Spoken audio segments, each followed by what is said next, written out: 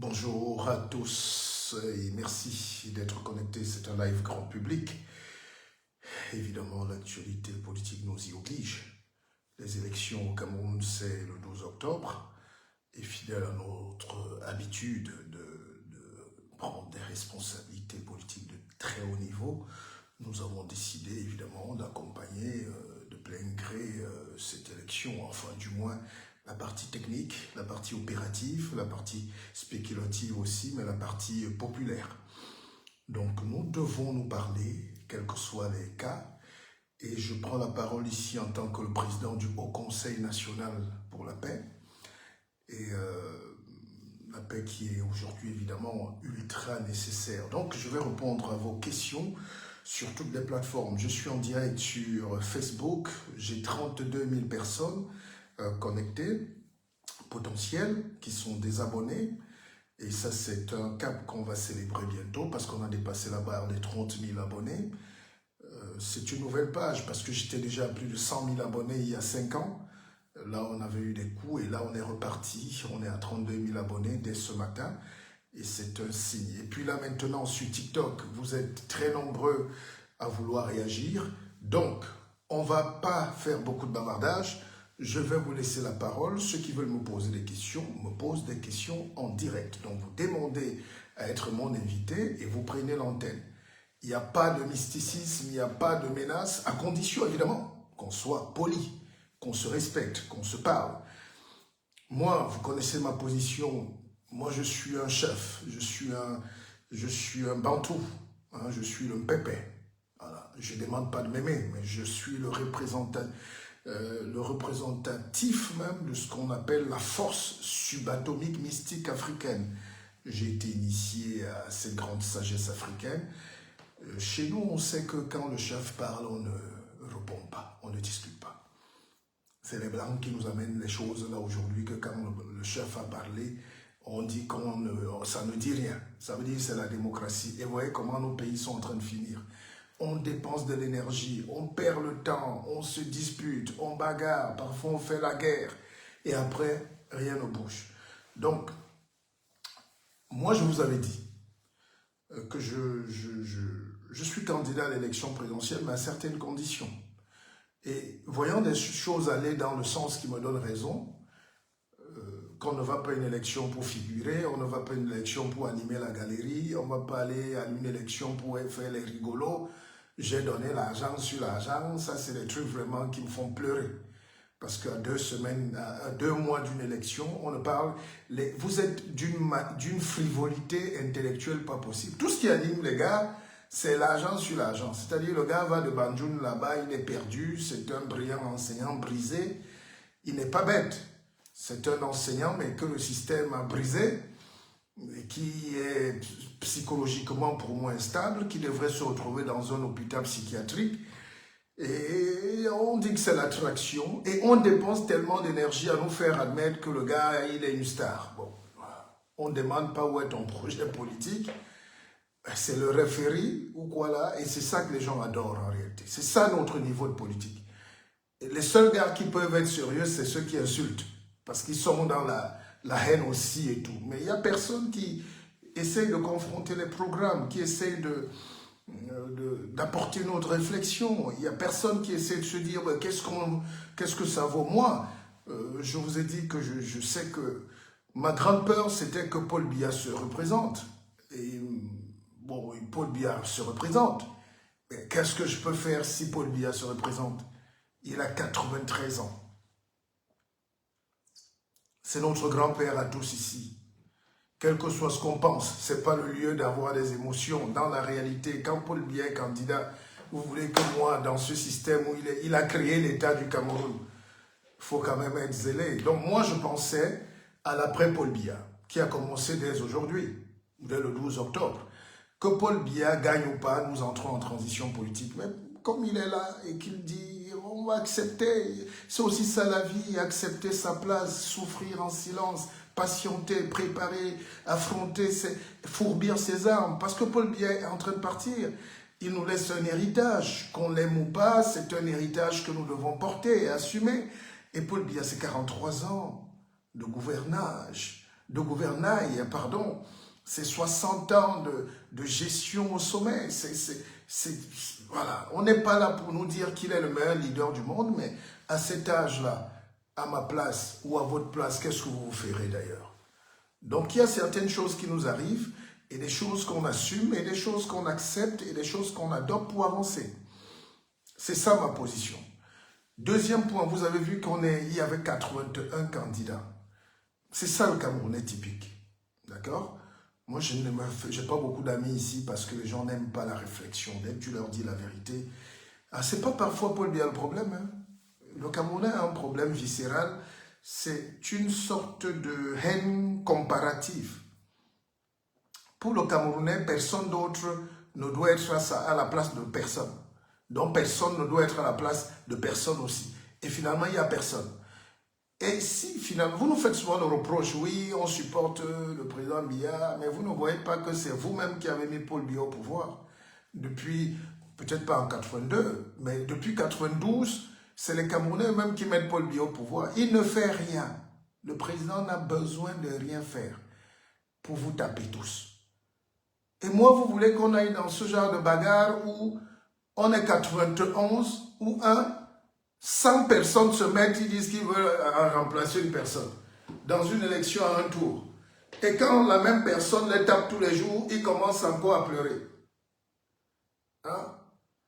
Bon, Paul Pat, 60 ans de gestion, là on peut en débattre, il n'y a pas de problème. Voilà, vous avez le droit d'en débattre. Mais je dis, qui peut discuter aujourd'hui que, tel que c'est posé là, Paul Biya gagne cette élection sans effort? Il a l'appareil de l'État, il a le RDPC. Alors, Gabriel me dit, Excellence, qui êtes-vous? Tantôt vous êtes vieux, tantôt vous êtes jeune. Je suis un mystique, je vous le dis tous les jours. Il y a des fois où je porte ma peau de quelqu'un de 100 ans. Il y a des jours où je suis un peu plus jeune. Voilà, vous-même, vous pouvez le constater. C'est la mystique. C'est une dimension que beaucoup ne peuvent pas atteindre. C'est une dimension métaphysico-subatomique. D'accord? C'est pour ça que nous, on traite avec les grands esprits. Donc, j'étais en train de dire, moi, quand je dis ici que Paul Biya candidat, Paul Biya gagne. Vous croyez que je dis ça parce que Non, c'est parce que c'est les faits. Les oracles nous parlent et on voit l'analyse. J'ai quand même 7 ans de supérieur d'études politiques au dos, hein, de sciences politiques rodées. Je ne suis pas un farfelu qui se lève au quartier là, qui commence à faire le buzz sur Internet. D'accord?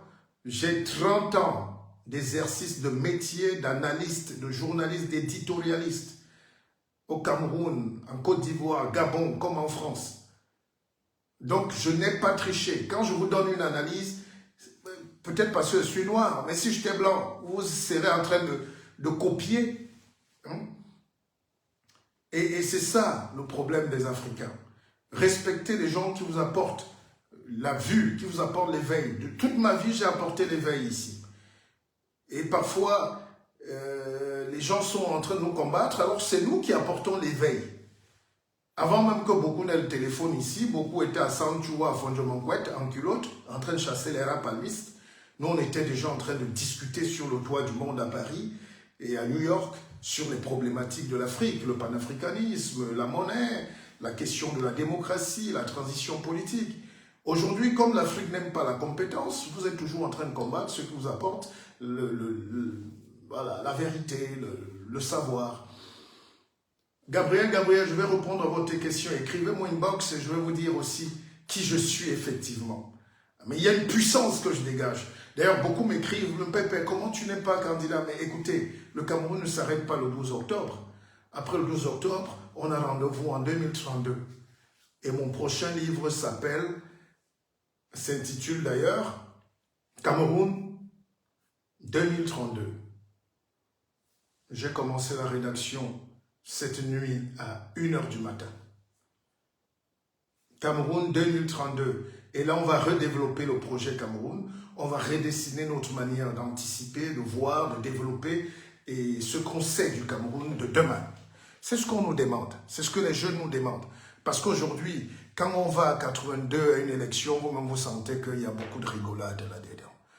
Et en réalité, vous accusez encore le père Paul Biya que c'est lui qui manipule, ce n'est pas lui. Non, le Camerounais est foncièrement méchant. L'élection présidentielle est une vitrine du moi profond camerounais. Le Camerounais ne laisse jamais passer celui qui est meilleur.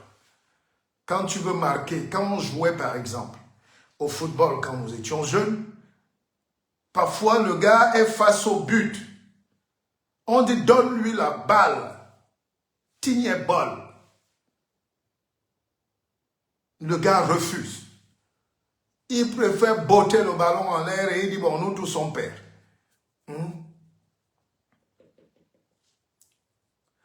Alors Gabriel me pose une question très importante. Pourquoi tant de haine envers les Bamileke? Non, je ne peux pas faire vous voyez bien que votre question est... Peut-être qu'elle n'est pas infondée, mais elle est tendancieuse. Moi, je ne peux pas répondre à ce genre de questions parce que je ne sais pas de quoi vous parlez. La haine du Bamileke a peut-être des origines coloniales. Hein? Les colons ont senti que le Bamileke connaît ce qu'ils sont venus chercher. D'accord? Le Bamileke a vite compris la force de l'échange.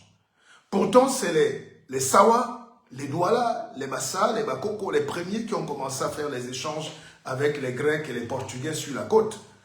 Mais le Bamileke, lui, il a vite compris l'intérêt de l'argent, le cap. Il dit, mais tout ce que les Blancs vous racontent, là, les églises qui viennent, moi, je dis que c'est monté, descendu, oh, il faut être obéissant. Non, tout ça, ils veulent voler l'argent, la richesse. Peut-être, c'est une explication. C'est les seuls qui ont compris qu'il faut faire ce que le colon fait. La stratégie de l'économie active, souterraine, résistante, la productivité. Les autres étaient peut-être dans ce qu'on va appeler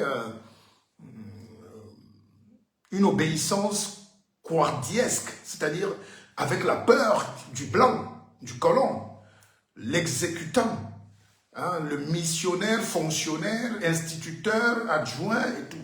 Or, le Bamileke a compris très tôt dans ce Cameroun en construction, si vous voulez, hein, c'est une explication, que tout ce que les gens là racontent, c'est le bluff. Ils veulent voler le pétrole, ils veulent voler l'or, ils veulent voler les richesses. Et donc, il faut commercer, il faut avoir le pouvoir économique. C'est le profit, le capital qui a amené les Occidentaux, les colons chez nous. La haine du Bamileke peut venir de là, parce que quand le colon découvre qu'il y a quelqu'un qui a compris son jeu et qui veut faire pareil, bon, il ne peut pas avoir. Évidemment, dans l'histoire, bon, il y a quelqu'un qui me dit là que vous êtes sardinard. Mais soyez poli, jeune homme, vous parlez à un chef. Un chef, vous, là-bas, vous pouvez dire ça à votre chef. D'ailleurs, l'Ouest est l'un des points excitants du point de vue analytique à l'Ouest, Cameroun, c'est que à l'Ouest, il n'y a pas finalement de chef. Ça ne veut rien dire, chef. Chef, c'est quand on veut les honneurs et tout, mais dans les affaires, tout le monde est prêt à vendre tout le monde. Hein. On a eu dans l'histoire, même à Baham, des mandats qui s'appelaient Kamdem Nihim. Hein? On n'est pas souvent, on n'a pas de morale quand il faut livrer quelqu'un à l'Ouest pour ses affaires. Et c'est ce qui se passe aujourd'hui. Tous les barons du RDPC, milliardaires, sont évidemment de l'Ouest. Et ils sont avec le président Paul Biya. Ne venez pas me dire pourquoi et pourquoi. Et ils ne voient pas d'un bon oeil qu'un de leurs fils ou frères ou Kamto soit juste en face. Ils gâtent. Kamto met le sable dans les affaires de ses propres frères. Entre guillemets. Voilà.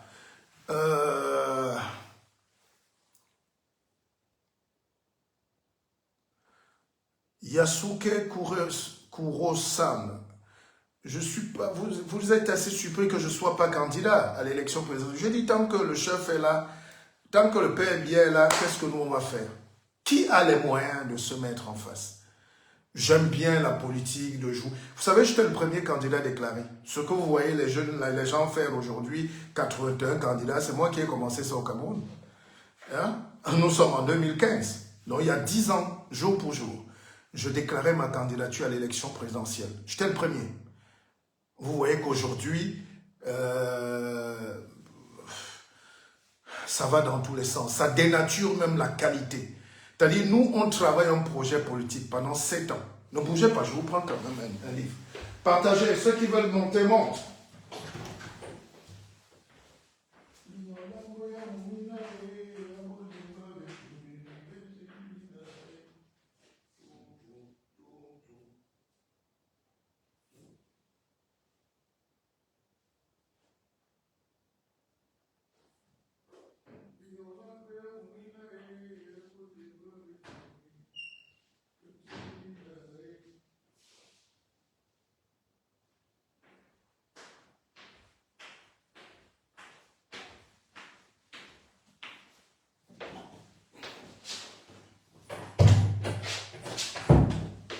J'espère que beaucoup de gens sont connectés dans ce live. Ah là là, qu'est-ce qu'on va faire de ce pays? Voilà, partagez le live.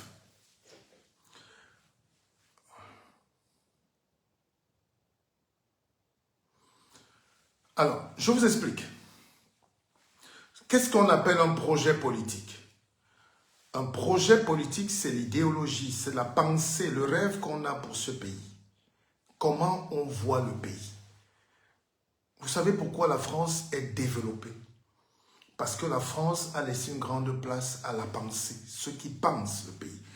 Je vous prends, j'ai écrit 20 livres en tout, mais là j'ai sur moi 4 livres, jusqu'à livre que j'ai pris dans ma bibliothèque.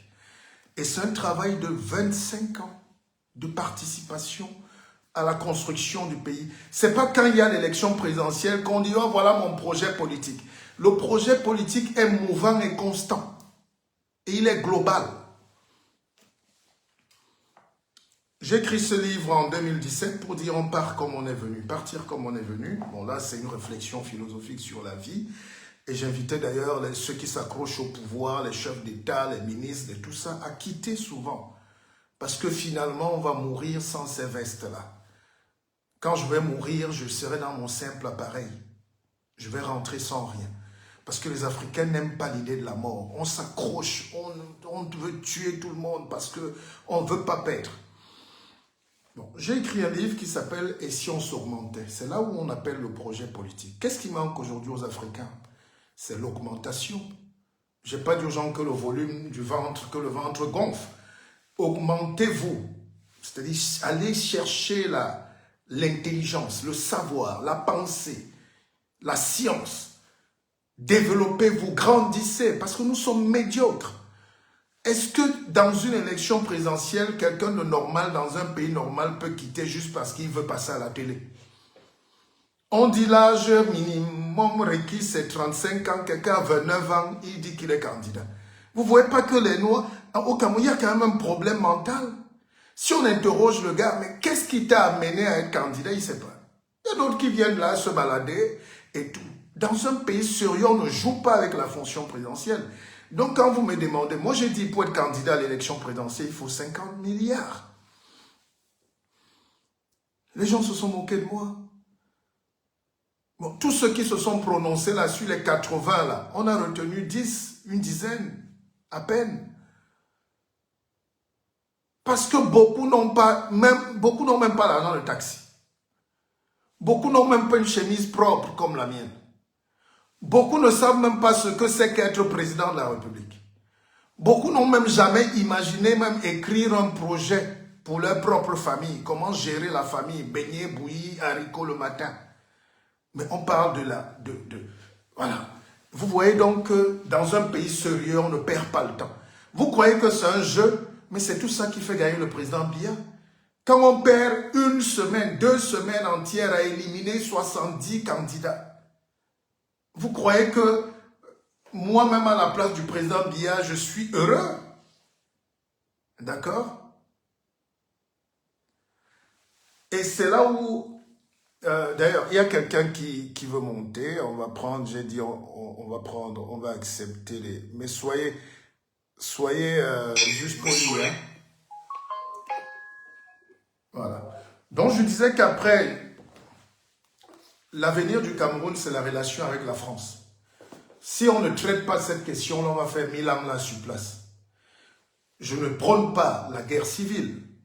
Je prône plutôt un nouveau regard entre la France et le Cameroun, parce que c'est eux qui nous tiennent, c'est eux qui ont fabriqué ce pays, c'est eux qui nous ont battus, c'est eux qui sont nos partenaires. Comment donc on doit se développer? Ça, c'est une réflexion. La France, c'est le Cameroun, la France, c'est nous, et l'Afrique en général. Mais quel est le candidat aujourd'hui qui a même réfléchi à comment parler? Parce que si vous ne réglez pas cette question-là, on ne peut pas se développer. Parce que la France a mis ses sociétés chez nous. La France a mis son argent chez nous. Ce n'était pas de bon cœur, c'est pas... Hein? La France nous demande maintenant les comptes. Vous dites à la France partez, mais elle vous dit non, pas où, puisque c'est nous qui avons notre monnaie là.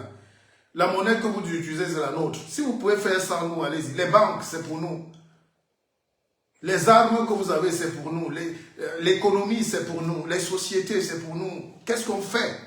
C'est pour ça que j'ai posé cette réflexion. C'est ça un projet politique. Et je donne mes pistes de solutions là. Est-ce que vous avez lu ça? Est-ce que les gens ont partagé? Est-ce que les gens ont dit voilà un type sérieux? On aime seulement l'argent sur la...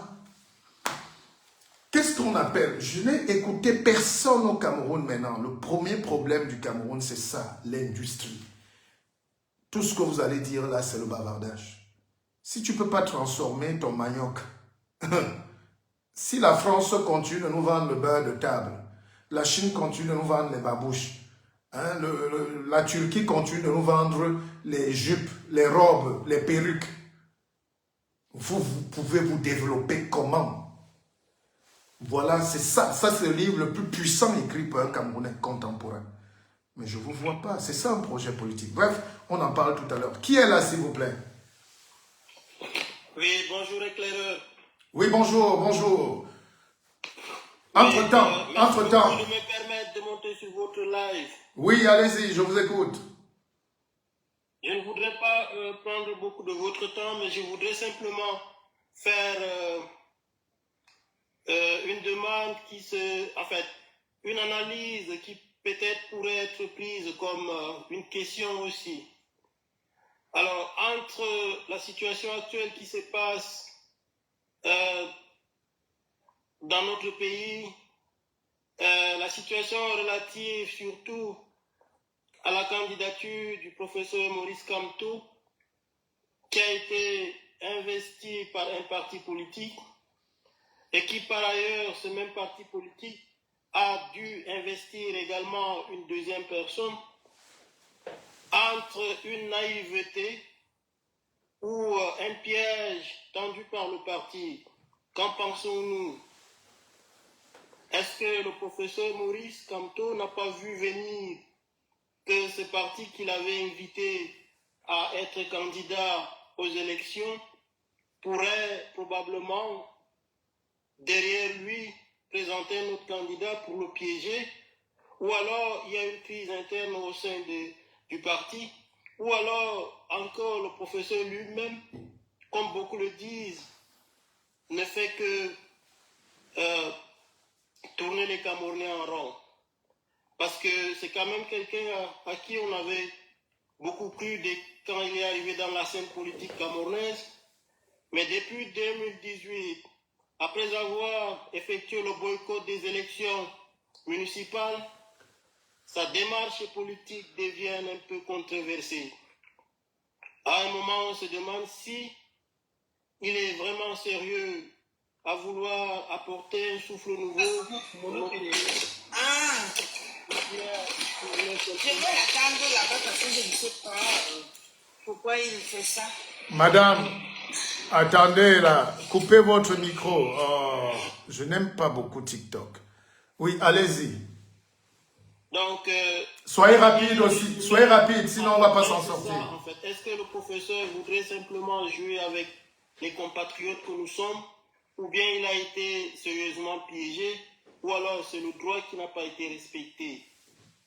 Parce que nous tous, on avait cru en lui, et aujourd'hui, il nous laisse en route comme ça, de manière, on peut dire, naïve. Sinon, à son rang, il n'a pas vu les choses venir. S'il a été sérieusement piégé, ça veut dire même que c'est Dieu peut-être qui a voulu qu'il soit ainsi, si jamais il était alors élu président, parce que tout le monde lui faisait confiance, il allait peut-être même piéger le pays, plus que ça, quoi. Donc, C'est un peu ça les analyses que nous faisons. Parce que la raison qui a motivé Elekam à rejeter sa candidature a été notifiée sur la pluralité des candidatures. Alors, pourquoi n'a-t-il pas été vigilant pour éviter ces pièges? N'a-t-il pas des conseillers autour de lui? Agit-il seul? Pourquoi Maître Ndoki est parti? Pourquoi, père son âme, les deux, son directeur de campagne, à un moment donné, l'a lâché? Patrice Njamène, qui a quitté le SDF, à un moment donné, l'a aussi abandonné. Oui. Et beaucoup encore, on peut citer, dont j'oublie les noms. Faut-il vraiment croire à ces types? Ou alors il est juste venu troubler la scène politique camerounaise et jouer pour l'État, pour le gouvernement en place? Ok. Pourquoi n'a-t-il pas vu un parti politique beaucoup plus fort pour signer des deals sous coulisses? Honnêtement, c'est un peu ça ma question, qui est aussi une analyse en même temps. Ok, merci Ibrahim. Je vais te répondre rapidement pour qu'on aille vite. Vous savez que les problèmes avec Kamto, Maurice, moi, vraiment, ça m'épuise. Parce que personne n'aime écouter les réflexions. Les camps sont déjà tranchés et tout, mais quand vous regardez, moi je dis, Maurice Kamto est victime de son intelligence aussi. Les gens très intelligents sont souvent leurs propres problèmes. Hein? C'est-à-dire que moi je vis ça au quotidien. Quand vous vivez avec un génie, vous dites à un génie, voici la route. Fais comme ça. Il dit non. Si tu m'as dit de faire comme ça, ça veut dire qu'il y a un piège. Donc je vais faire plutôt autrement. Donc je ne suis pas là pour parler de ce qu'il devrait faire ou pas. Je constate simplement que il n'est pas jusqu'à présent candidat. Voilà, pour beaucoup de raisons. Et c'est aussi ça les stratégies. Vous savez, la politique, c'est les stratégies. Comme vous aiguisez votre couteau ici, en face aussi, on aiguise le couteau. Donc, quand tu es en politique, tu fais tout pour que le couteau de l'autre ne te prenne pas. Donc, pour l'instant, regardons comment ça va évoluer, puis je vous reviendrai. Mais, je ne sais pas si Kamto avait eu des conseillers, il serait aujourd'hui la deuxième force avec son mouvement, la deuxième force politique du Cameroun, hein, je pense.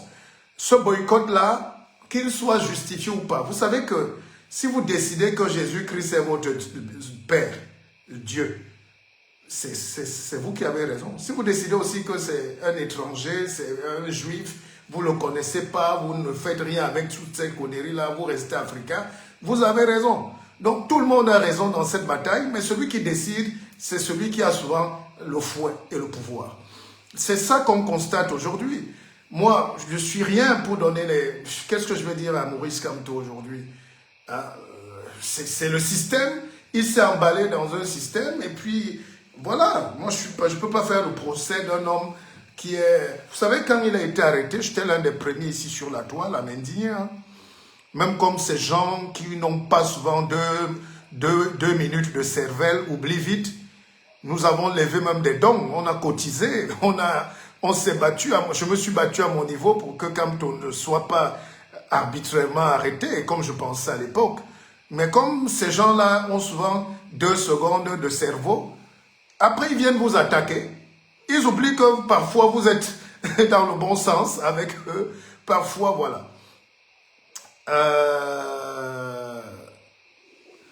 Donc on va répondre à une autre question. On va prendre fraternité, là, ou je ne sais pas qui. On va revenir après. Allô?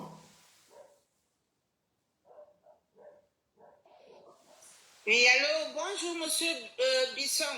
Oui, bonjour, madame, bonjour. Oui, excusez-moi, je vous suis toujours. Je voulais vous féliciter de votre idée de ne pas, pour le moment, ne pas vous mettre en course, parce que j'ai une question à poser aux Camerounais. Pourquoi c'est tout le monde qui veut seulement aller se placer candidat à la présidence, candidat présidentiel et tout? Mais pourquoi est-ce que le Camerounais ne pourrait pas d'abord prendre une autre place ou peut-être s'il a ses moyens, excusez-moi, je suis en bordure de route, de réaliser, peut-être créer des choses, des sociétés s'il a des moyens, ou passer d'abord par les mairies et voir, montrer le travail, de quoi il est capable. On commence par le bas. Et après, quand vous allez montrer que vous avez déjà bien travaillé, peut-être dans une commune, peut-être dans une autre, peut-être dans votre société, ça marche bien. Il est bien vrai que le Cameroun n'est pas facile avec le système en place. C'est pas le président, le système en place. Parce que ce sont eux qui salissent le travail du président. Parce que c'est tout le monde qui est là, parce qu'il veut. Le Camerounais a déjà cette idée de vol dans l'organisme, de dire je vais aller, je vais rentrer en fonction publique parce que je vais aller voler. Donc, est-ce que c'est possible comme ça de montrer, de prouver de quoi on est vraiment et après alors se lancer à la prochaine fois, la présidentielle? C'est ça, moi j'ai apprécié parce que c'est tout le monde qui veut seulement être président. Il fallait qu'ils se multiplient même par 3. S'ils sont 100 comme ça, ils deviennent 300. On verra. Ok, merci. Je m'arrête d'abord là. Allez, merci. Merci de me donner la parole. Oui, c'est clair que vous avez raison. Pour être en politique, il faut de la maturité. Hein? Pour être en politique, il faut de la maturité. Allô? Oui, allô? Pour être en politique, il faut de la maturité. Il faut du parcours. Moi, je suis en politique depuis 1990. Je ne sais même plus combien d'années ça fait. Ça va faire plus de 35 ans. Là. Hein? Coupez vos micros là. Coupez vos micros, s'il vous plaît. Alors, les Camerounais ne prennent pas le temps de mûrir un projet politique. C'est ce que je vous disais. Je vous disais, ma dernière contribution, c'était le rôle de la France au Cameroun. Et personne n'a parlé de ça. Or, c'est un livre qui est là depuis plus d'1 an. C'est pour dire que, qu'est-ce qu'on veut faire une fois qu'on ose faire? J'ai vu des jeunes comme les Valais Bessala qui parlent bien à la télé tous les dimanches, mais est-ce que ça fait de lui un homme politique? Est-ce qu'il a les armes? Je vous ai dit, l'homme le plus populaire du Cameroun, c'est Samuel Eto'o. Est-ce qu'Eto'o peut être président? Non. L'homme le plus riche du Cameroun, c'est, je sais pas, Ngushinge ou Bonye Bokom. Est-ce que Bokom est candidat? Non. Donc parfois, vous pouvez être populaire, vous pouvez être riche, donc avoir les milliards, et vous n'êtes pas candidat. Parce qu'il y a d'autres choses. Être président de la République, c'est une autre fonction. Il n'y a eu aucune école. Moi, j'ai fait sciences politiques, des hautes études stratégiques. Mais on n'enseigne à personne le métier de président. Ce métier, c'est le seul métier où il n'y a que la mystique là-dedans. Si vous n'êtes pas un grand maître, un sorcier, un choisi, un enfant bizarre, vous ne pouvez pas passer par là. Hein? D'accord? Et c'est ça que les Camerounais doivent comprendre. Et cette mentalité de la pauvreté peut être populaire sans BPC. Bon, oh, là, vous êtes dans les invectives. Je ne sais pas de qui vous parlez. Moi, je n'ai pas le BPC, mais je suis quand même bien. D'accord? Allez, on va prendre quelqu'un d'autre pour avancer. Entre-temps, commençons à préparer ma candidature pour 2032. Martial Bissok, président du Cameroun en 2032, ça c'est certain. Discute pas. Bon, on prend qui là maintenant? Start qui là? Starblock? Bonjour. Pour moi, 2025, c'est terminé, c'est plié. Entrons maintenant dans ce qui va venir après 2025. Oui, allô, bonjour. Bonjour, j'espère que c'est bien moi. Ouais, je suis ravi de rejoindre ton direct. En fait, j'ai écouté la dame qui a parlé tout à l'heure et tout ce qu'elle a dit, c'est normal, mais ça ne peut qu'exister dans un monde idéal. Franchement, si c'est au niveau du Cameroun, ces choses-là qu'elle oublie. Parce que c'est bien tout ce qu'elle a dit. Mais on ne voit que ça dans les pays occidentaux comme en France, où vous avez vu Chirac, où il a fait ses classes, il est passé par les mairies, il a évolué, les autres politiciens, on les voit évoluer dans les hautes fonctions avant de postuler. Ça, c'est vraiment que dans la société bien évoluée qu'on peut voir ça. Mais en Afrique, franchement, madame, oubliez, parce que en Afrique, par exemple, quand vous regardez les Nia ou les NAM, regardez, ça sert à quoi à la base? C'est un peu comme ce que les anglophones ont revendiqué au niveau des juges là, où on disait qu'il faut qu'avant d'être un président du tribunal, tu dois évoluer. Et c'est comme ça que ça devait normalement fonctionner. Quand vous voyez par exemple un président du tribunal, et après qu'il soit sorti des NAM, il peut exercer, il n'a aucune expérience. Or là, ça devait commencer par la base, comme la dame dit. Mais chez nous, ça n'existe pas encore, madame. C'est encore un rêve. Ce serait beau si on a cette manière d'évoluer, c'est-à-dire de partir à la base, comme vous avez expliqué.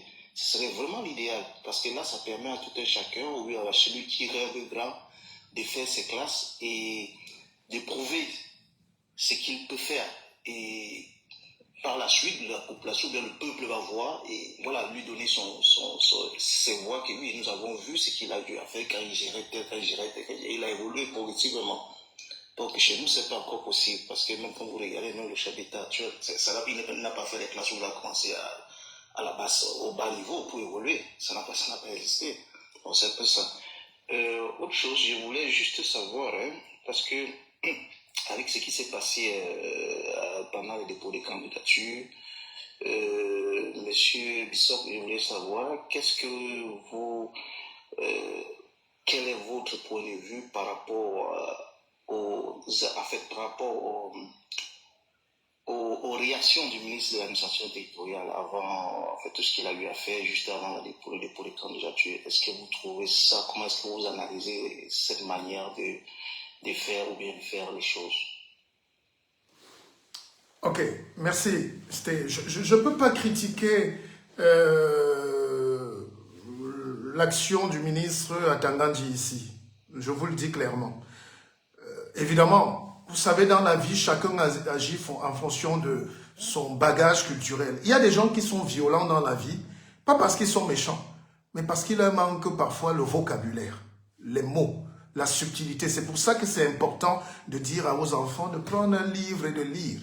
Quand vous avez 1000 mots, vous êtes mieux que quelqu'un qui n'a que 200 mots. Quand vous êtes dans les quartiers là, le gars dit « mouf imbécile ». Même non, il n'est pas méchant, c'est qu'il ne peut pas dire autre chose.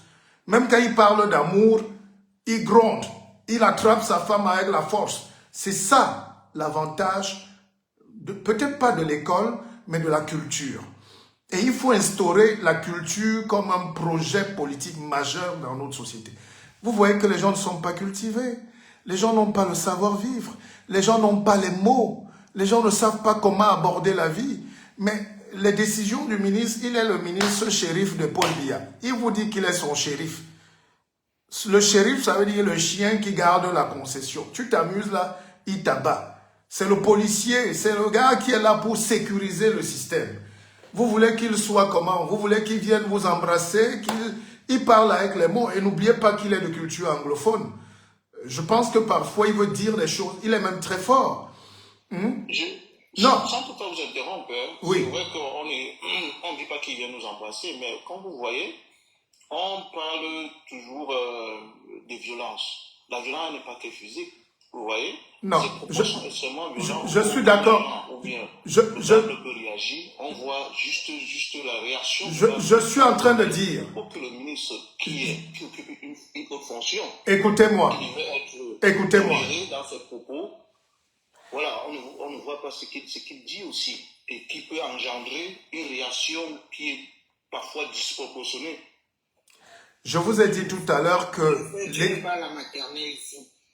l'expression du langage est parfois subconséquent à notre univers et notre ère culturelle, notre bagage culturel. Le ministre est un ministre qui a beaucoup d'énergie, mais il est d'expression anglophone, anglaise. Il veut parfois traduire ce qu'on dit en anglais en français, et parfois ça peut... Vous mettez un type justement comme René Sadi, Je ne pense pas qu'on va utiliser, on sera dans le même registre du langage. Là, on est dans la sémiotique, hein. On est dans la sémiologie même, on est dans la futurologie même, si vous voulez. Donc, Atangandi se bat comme il peut, avec les armes qu'il a, et je ne suis pas là pour juger Atangandi. Il a dit qu'il est le shérif, tout le monde comprend que si tu t'amuses, il te tire sur la cheville. Est-ce que c'est la bonne méthode? C'est pas à moi de juger, c'est à vous-même de juger. Alors, laissons Nubi, c'est Nubi qui parle là? Nubiatou. Nubiatou. Oui, bonjour Nubiatou. Bonjour, j'ai oublié le titre du live parce que j'ai lu l'avant et puis ça m'a échappé encore. Non, je vous parlais au docteur Martial Bissog, candidat, le futur président du Cameroun en 2032. Ah, 2032. Voilà. Pour l'instant, on va laisser le vieux prendre sa chose parce que la vipère est déjà entrée dans la cour du village. Sauf si vous voyez autre chose. Mais moi, je vous parle. D'accord. Monsieur Martial Bissog, le père de Yambin Timba. Oui.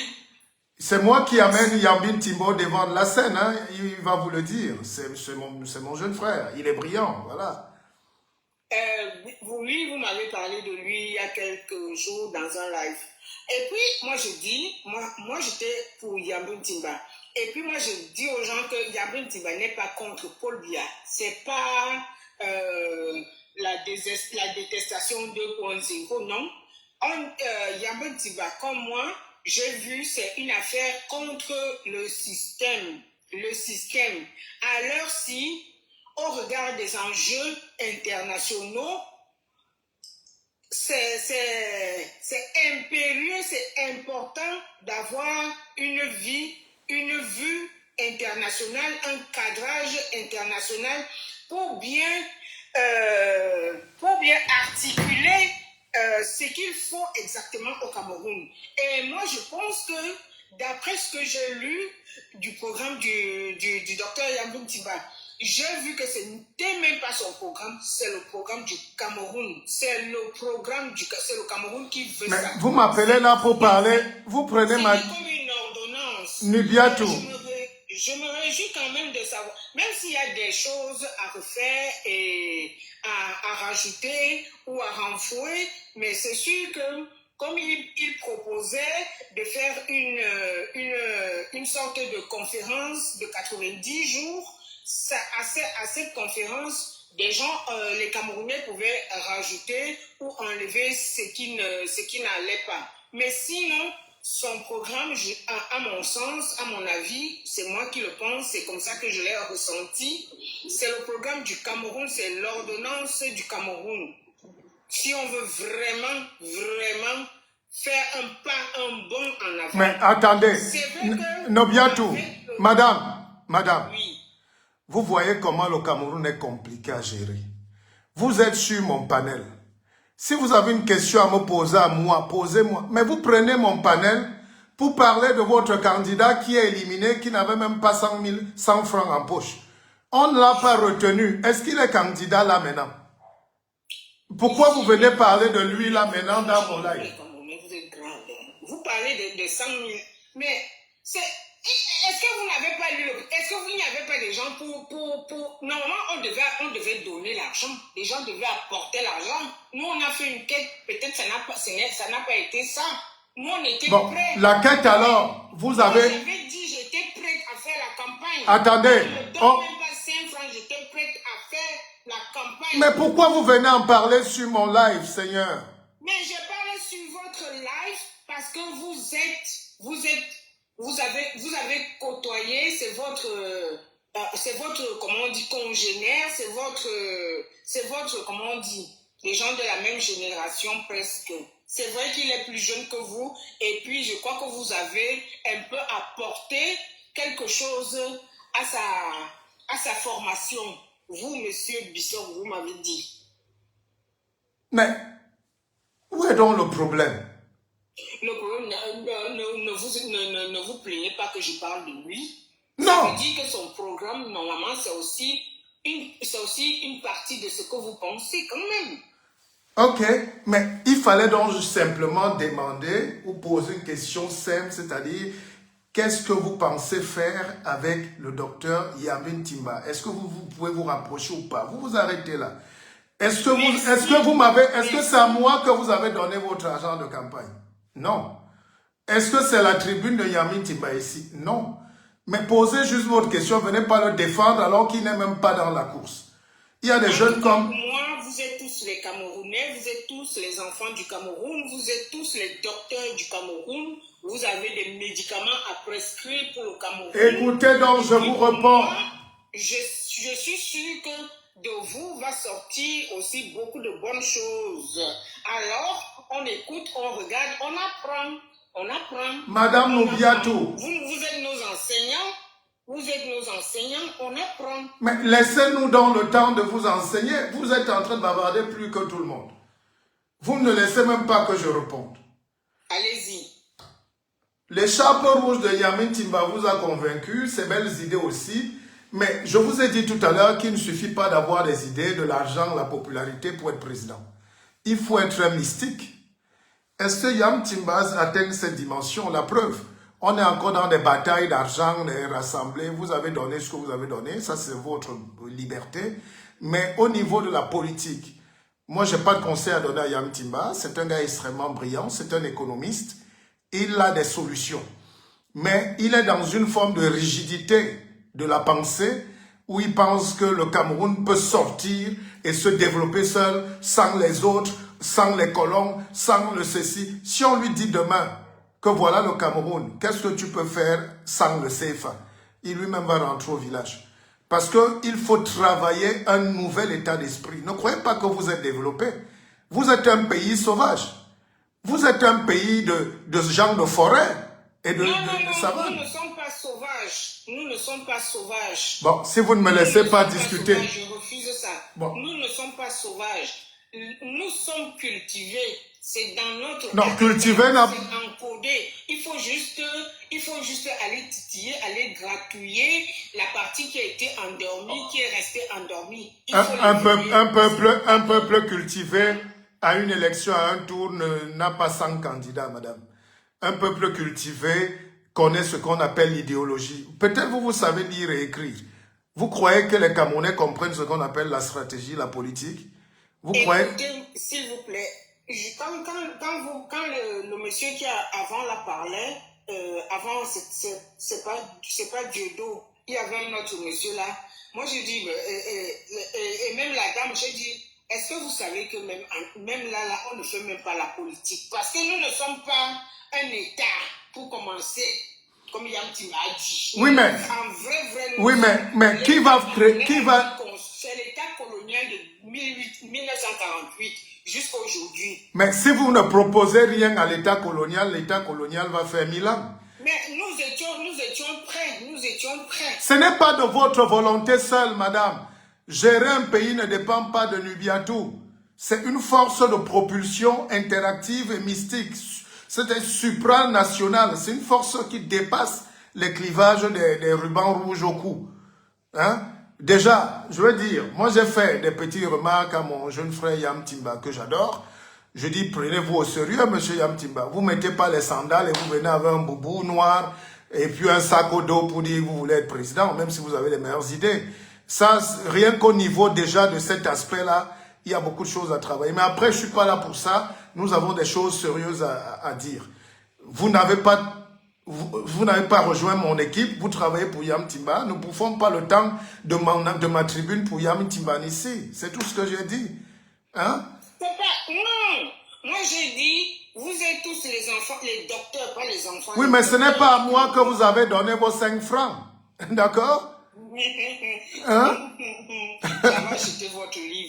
J'avais acheté votre livre. Merci. Mais vous l'avez acheté pour vous aussi. Ça améliorer vos connaissances.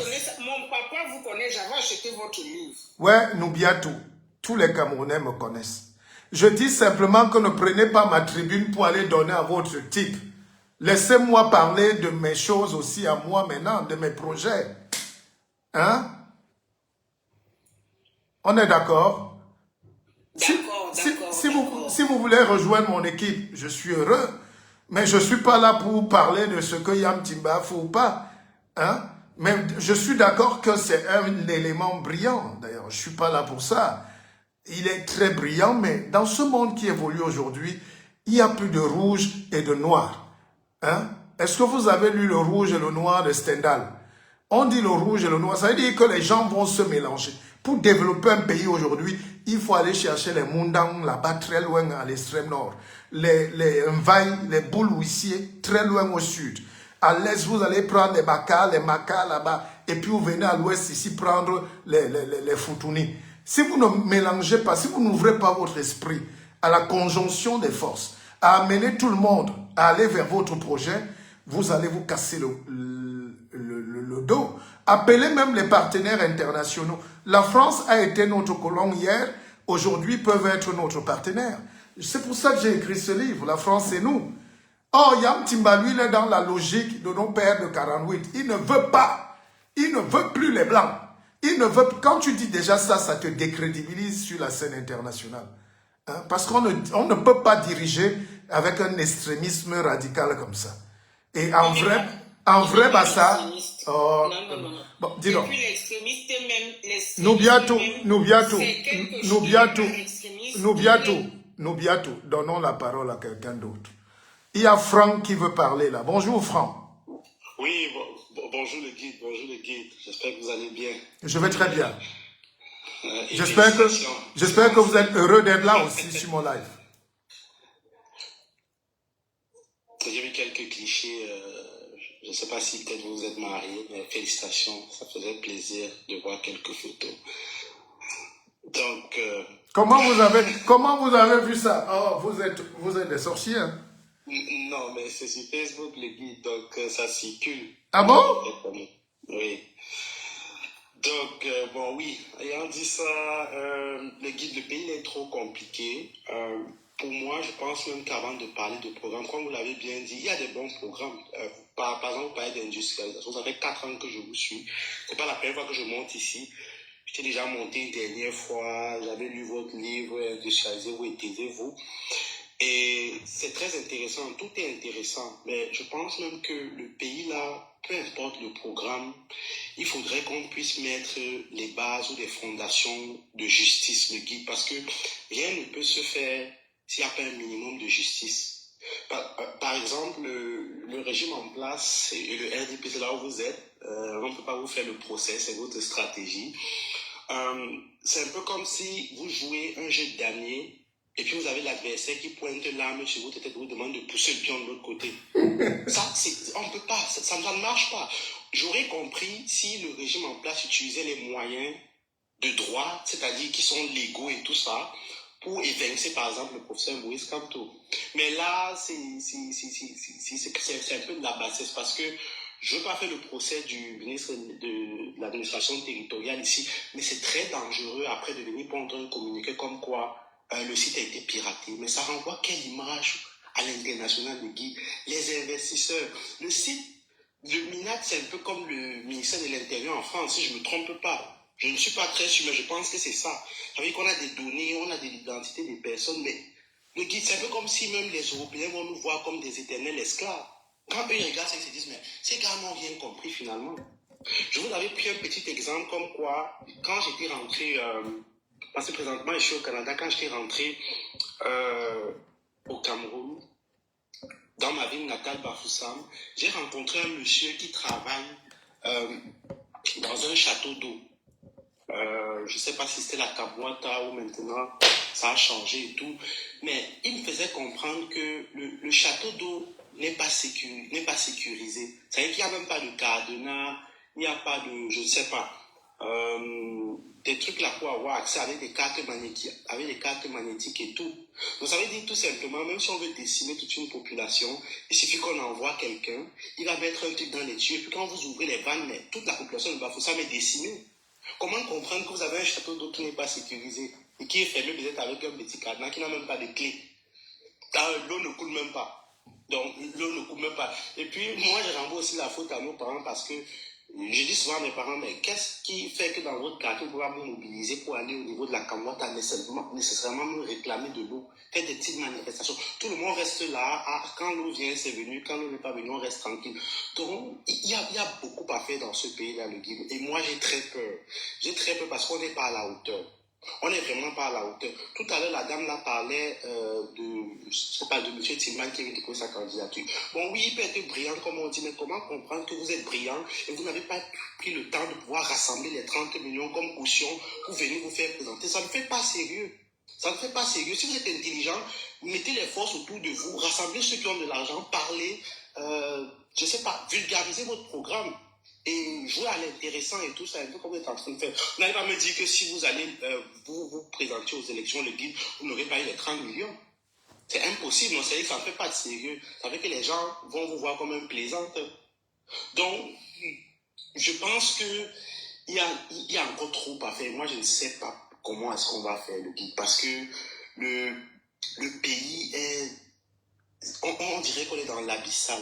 C'est vraiment trop sale. C'est vraiment trop sale. Et puis, moi, je suis d'accord avec vous comme quoi on n'est pas encore sorti de l'auberge, on est encore des villageois. Mais c'est vrai, même les institutions sont gérées parfois, vous allez m'excuser, un peu comme si on gérait une boutique au quartier.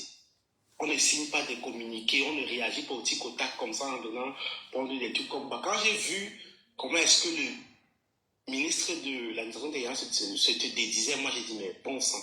Où est-ce qu'on est? Même si on n'aime pas quelqu'un, même si on veut évincer quelqu'un, il faut le faire avec classe. Faites-le avec classe, évincez-le avec classe. C'est-à-dire, battez-le à son jeu. Mais ne venez pas tripatouiller les trucs la nuit et puis vous nous racontez des trucs le matin. Mais même les investisseurs étrangers, on nous dit, mais le pays est même sérieux. Quelqu'un veut venir peut-être avec 50 milliards investis là-bas. Il va fuir. Il ira en Côte d'Ivoire. Écoute, Franck, ce que tu dis, tu es très intelligent. Hein, je suis heureux d'avoir des Camerounais intelligents. Mais d'abord, avant de continuer, j'attends d'abord mes 500 $ canadiens pour mes félicitations. Fais-moi un PayPal, je ne ris plus avec vous. Je suis en train de préparer 2032, je ne bavarde plus avec vous. Bon, maintenant, sur ton projet de vision du Cameroun, là, les gens ne comprennent pas que bâtir un pays est très compliqué. Hein? Nous sommes, c'est vous, c'est moi, c'est personne d'autre. Vous demandez la modernité de l'État, mais vous mettez des gens qui ont été formés, qui ont eu les CP en 1960-70, et qui étaient, voilà, ils ont grandi dans un moule. C'est à cette nouvelle génération d'amener des nouvelles manières. Vous voyez que on parlait d'un jeune comme Yam Timba, qui pour moi se comporte aussi comme un villageois. C'est-à-dire, il n'a jamais fait de live TikTok. C'est peut-être il y a un mois, je sais pas quoi là, qu'il a commencé à venir parler. Non, il faut être un homme de son temps, de la com. Vous voyez les Trump aujourd'hui, bavarde, il poste, il a son réseau social lui-même.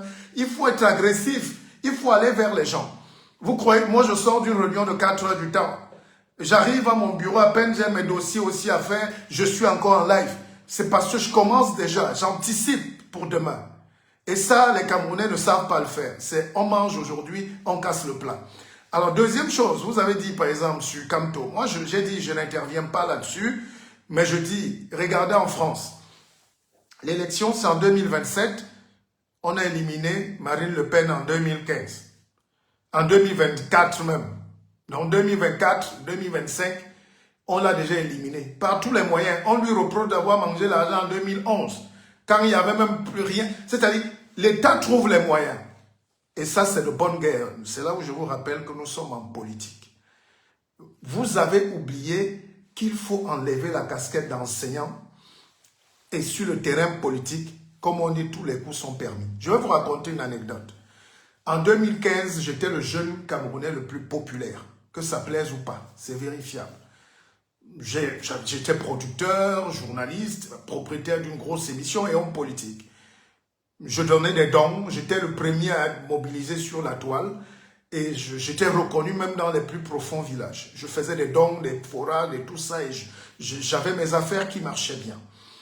Quand j'ai annoncé ma candidature,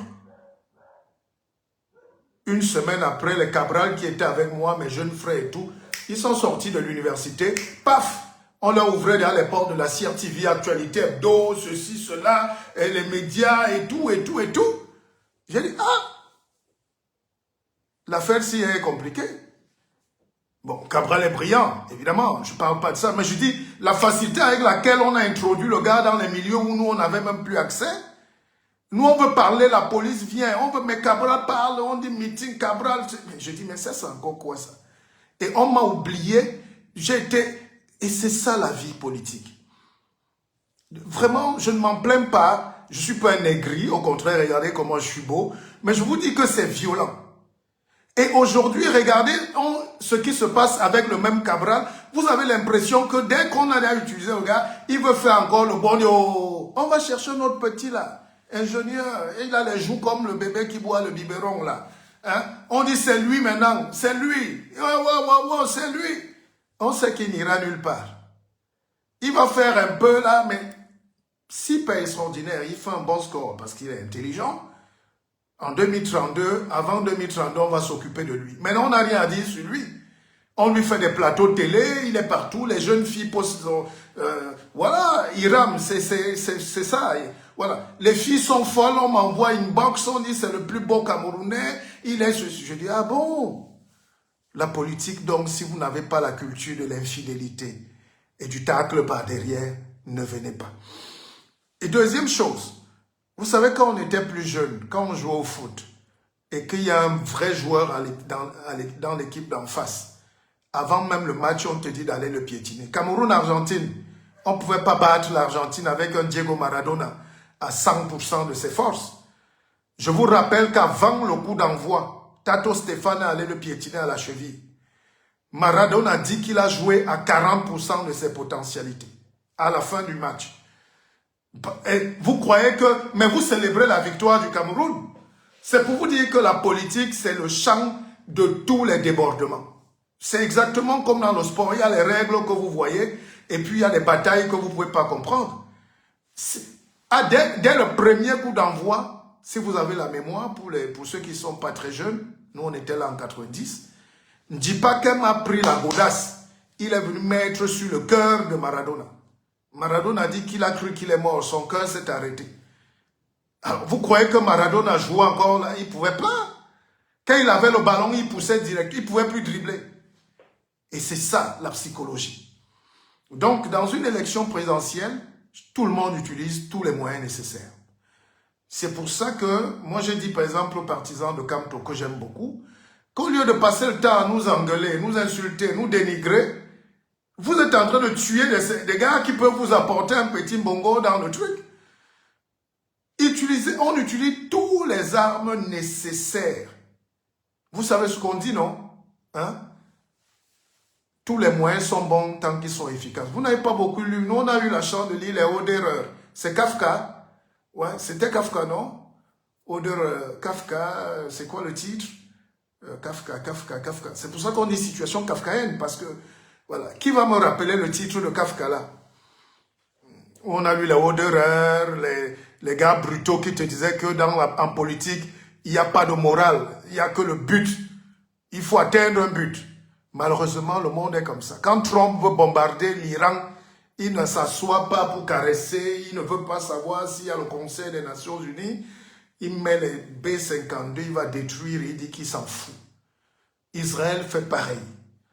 Alors donc, c'est la loi de la force du monde qui est en jeu, et c'est la force qui gagne souvent. Ça nous choque parce que nous découvrons la brutalité politique, mais moi je suis en politique depuis les années 90, je vous ai dit ça. Et les coups que j'ai subis, moi, on m'a détruit 100 hectares de plantation. Vous savez ce que c'est pour un jeune opérateur? Il y a 10 ans, il y a 12 ans, vous me brûlez, vous me cassez 100 hectares de bananes. Vous croyez que c'est un jeu? Je n'accuse personne, mais quand vous arrivez, vous trouvez qu'on a détruit votre champ, vous faites le lien. Vous dites que, si on vous laisse passer, parce que moi j'ai la tchatch, hein, ne vous inquiétez pas, j'avais la force, hein, attendez. Hein. Et donc en face, on dit on ne va pas laisser ce monsieur faire le beau et le malin, on vous touche là où vous avez mal. Et l'erreur des gens intelligents, les génies comme j'ai dit tout à l'heure, c'est qu'ils ne font jamais les choses facilement. Ils veulent encore aller là où... Hein? Le Manidem, il fallait déjà voir... Il y a des petits partis au Cameroun. Moi, je n'aurais pas choisi le Manidem en tout cas. Parce que vous ne savez pas qui est Anissé Ekane. On ne va pas revenir là-dessus. C'est mon ami. vous ne savez pas les polémiques qu'il y a déjà dans le Maniden. Alors, moi, je suis pas là en ce moment, mais je ne peux pas comprendre comment quelqu'un d'intelligent... Il y a un petit qui s'appelle Denis Emilien à Tangana. Hein? Il est de la lait qui est là-bas. Mais voilà des petits... Il y a au moins 30 partis qui étaient là. Hein? Alors, moi, ma question, ça ne m'intéresse pas, mais je demande, mais pourquoi le Maniden? Sachant que le Maniden a des querelles intestines graves au sein du directoire. N'insultez pas Yebga parce que vous n'aimez pas. Mais Yebga n'est pas fou. Il y a eu beaucoup de frustration, il y a beaucoup de combats dans ce parti-là. Moi, j'ai commencé à côtoyer Ekana Anissé dans les années... en 95. À 95. Ça va faire, je sais pas, 30 ans. 30 ans par là. J'aimais beaucoup ce grand frère-là. Parce qu'il a fait la prison. Il a été arrêté avec tous les grands là. Les Yondo Black, le banquier Monga. Non, Ekana Anissé, c'était les costauds, mais en même temps, j'ai beaucoup reçu Anissé et Kane dans mes plateaux. On a partagé plein de choses. Ekana Anissé est venu chez moi à Kribi, dans ma maison. Il le sait. Je sais avec qui il deal au Cameroun. Je sais comment il marche, mon grand frère. Je sais pertinemment sa lutte et ses ambitions, ses querelles politiques aussi. Moi, je dis, si tu veux être investi, surtout que la braise est allumée, ne va pas prendre un parti que les autres peuvent tenir. N'est-ce pas? Il y avait plein d'autres alternatives, mais bon, je ne suis pas intelligent. Hein. Allez, on enchaîne avec Dieu. C'est Dieu donné? Oui, bonjour. Bonjour. Bonjour, Dieu donné. Oui, bonjour. Bonjour. Oui. Partagez le live. Écoute, excusez-moi, j'ai remarqué que les gens ne partagent pas, il n'y a aucun partage. Hein? Attendez, je pense que j'ai un mauvais retour. Je vais enlever les écouteurs parce que j'ai les écouteurs. Voilà, partagez un peu le live pour qu'on avance un peu et que la plateforme bouge quand même. Sinon, on va bloquer. Oui, allez-y. Le temps d'enlever les écouteurs. Oui, je vous écoute.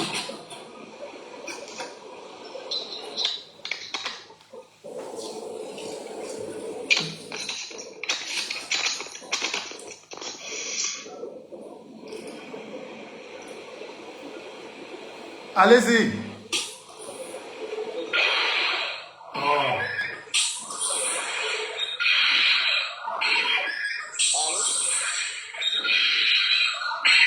Qui fait le bruit là? C'est pénible, hein?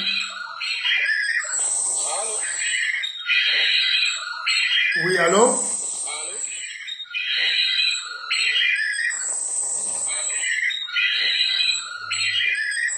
Mais qui fait ce bruit là? Oui, allez-y, Dieu donné. Allô? Oui, allô, allez-y. Moi, je n'ai pas votre retour, hein. J'ai un bruit bizarre. Ben, je sais pas alors, qu'est-ce qu'il faut? Attendez, je vais essayer de me... Bon, attendez, descendez alors, comme ça on va prendre l'étoile de Nituku.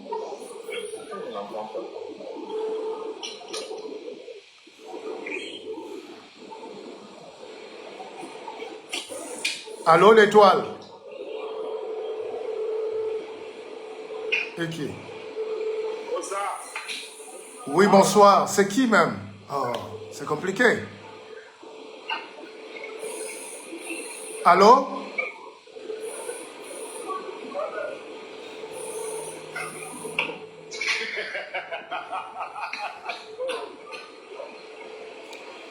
Est-ce que Étoile de Nituku peut rallumer son micro, s'il vous plaît? Il y a un inconnu là. Allô, bonjour. TikTok est compliqué. Hein? Bon, on va essayer de couper. Aïe, TikTok est compliqué. Oh. Ah, c'est pas agréable du tout. Bon, donc je disais, partagez le live et puis voilà. Donc, revenez tranquillement et posez des bonnes questions et puis je suis là pour répondre. J'ai quelques temps devant moi, il faut mettre des choses au clair, il faut parler parce que les gens après ne comprennent pas. Moi, je parle en toute transparence.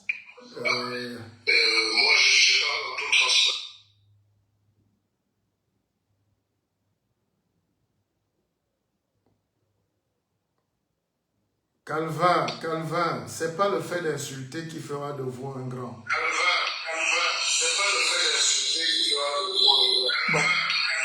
Allô, Étoile? Oh, mais voilà, il y a un problème. Donc, montez, vous revenez. Ce que j'étais en train de dire, c'est que, chers frères et sœurs camerounais, prenons-nous au sérieux.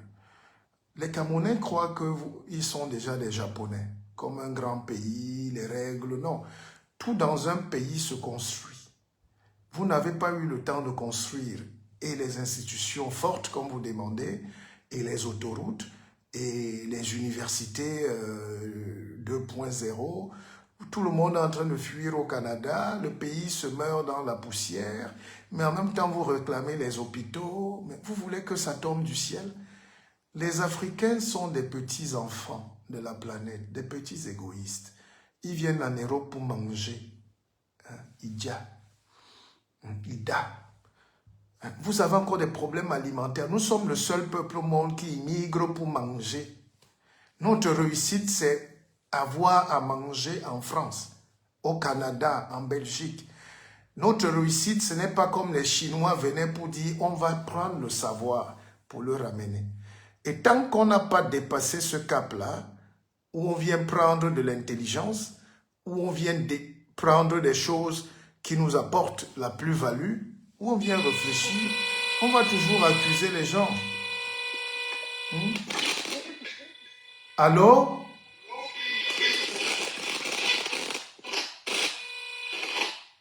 Allô?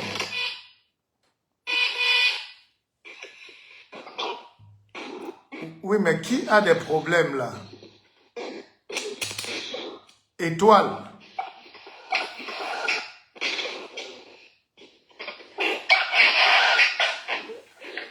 Alors, c'est qui alors? Bon, on va essayer.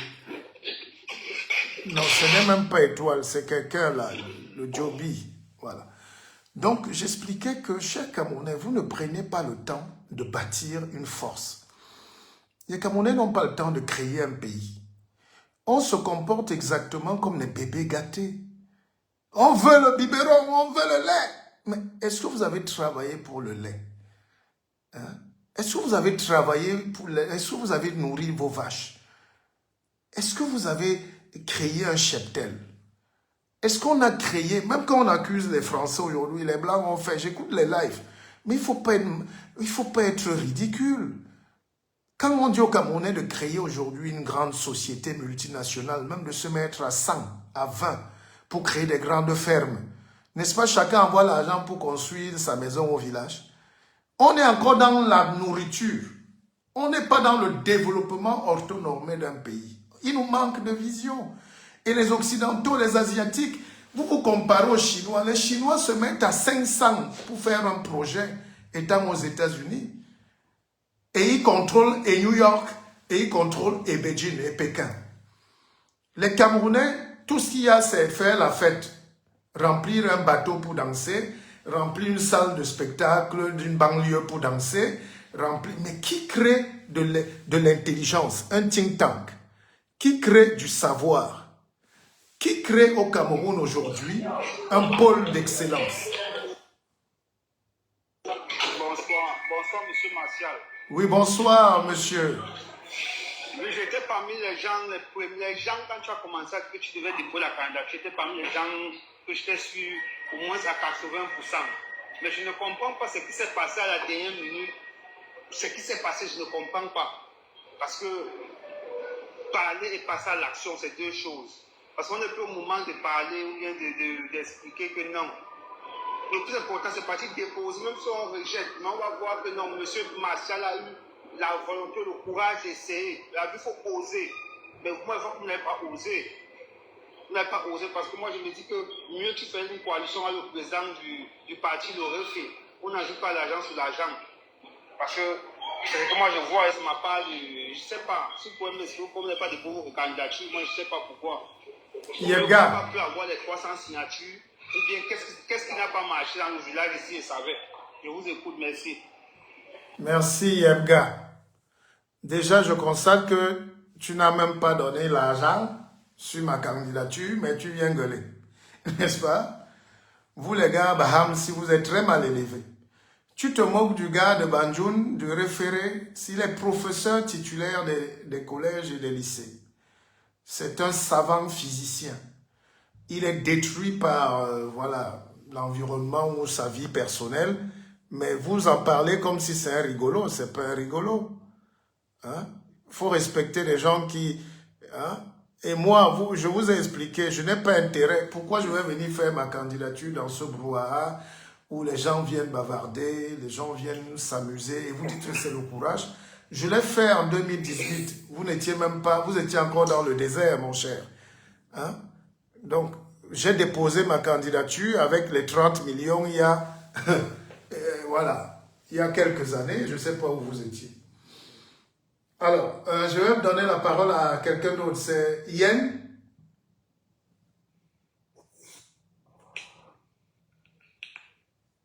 Qui voulait parler là? C'est Yen ou bien c'est Ismaël? Oui. Allô? Oui, bonjour Ismaël. Oui, bonsoir grand frère. Bonsoir. Bien.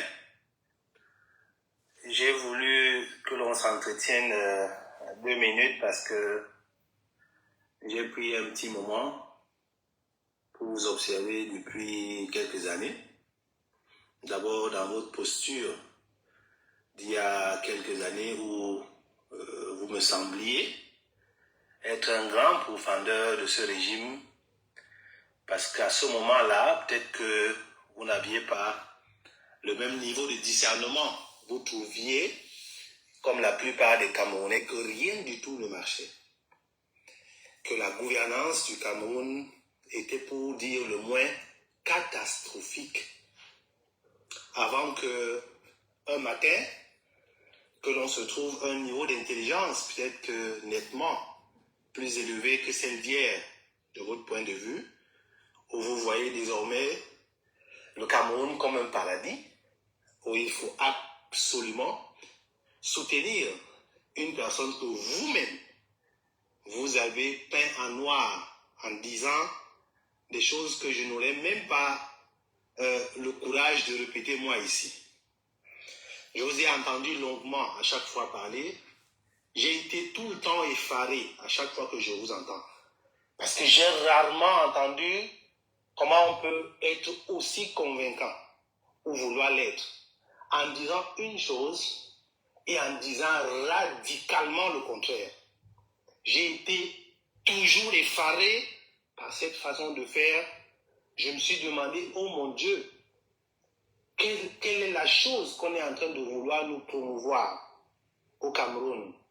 J'ai entendu dire le docteur Richard Macon que les jeunes d'aujourd'hui, de son point de vue, sont de loin et radicalement plus dangereux que les vieux que nous sommes en train de combattre.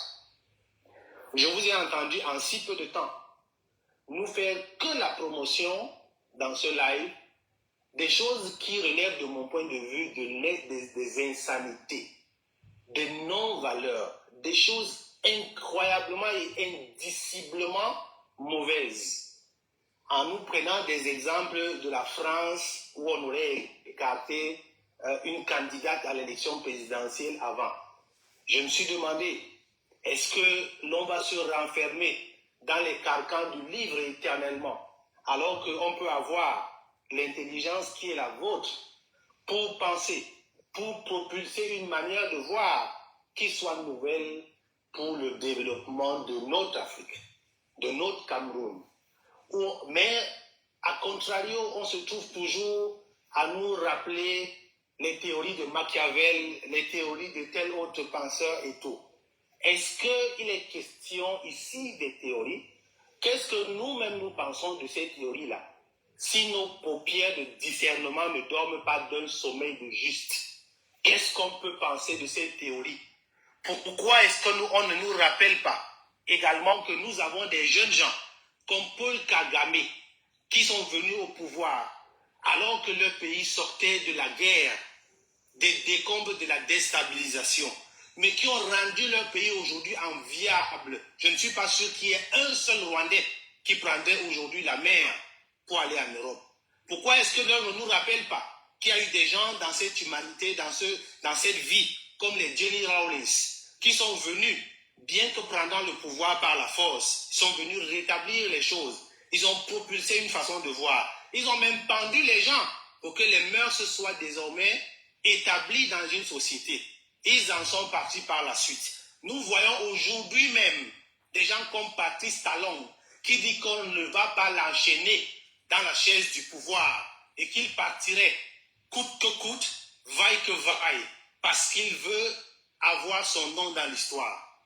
Mais nous avons aujourd'hui des jeunes qui viendraient nous dire, après nous avoir dit que ces gens-là avaient tellement mal fait, il y a seulement quelques jours, alors que vous avez atteint l'âge de la maturité, quand vous le disiez, quand vous le faisiez, ça s'est vu en monovision.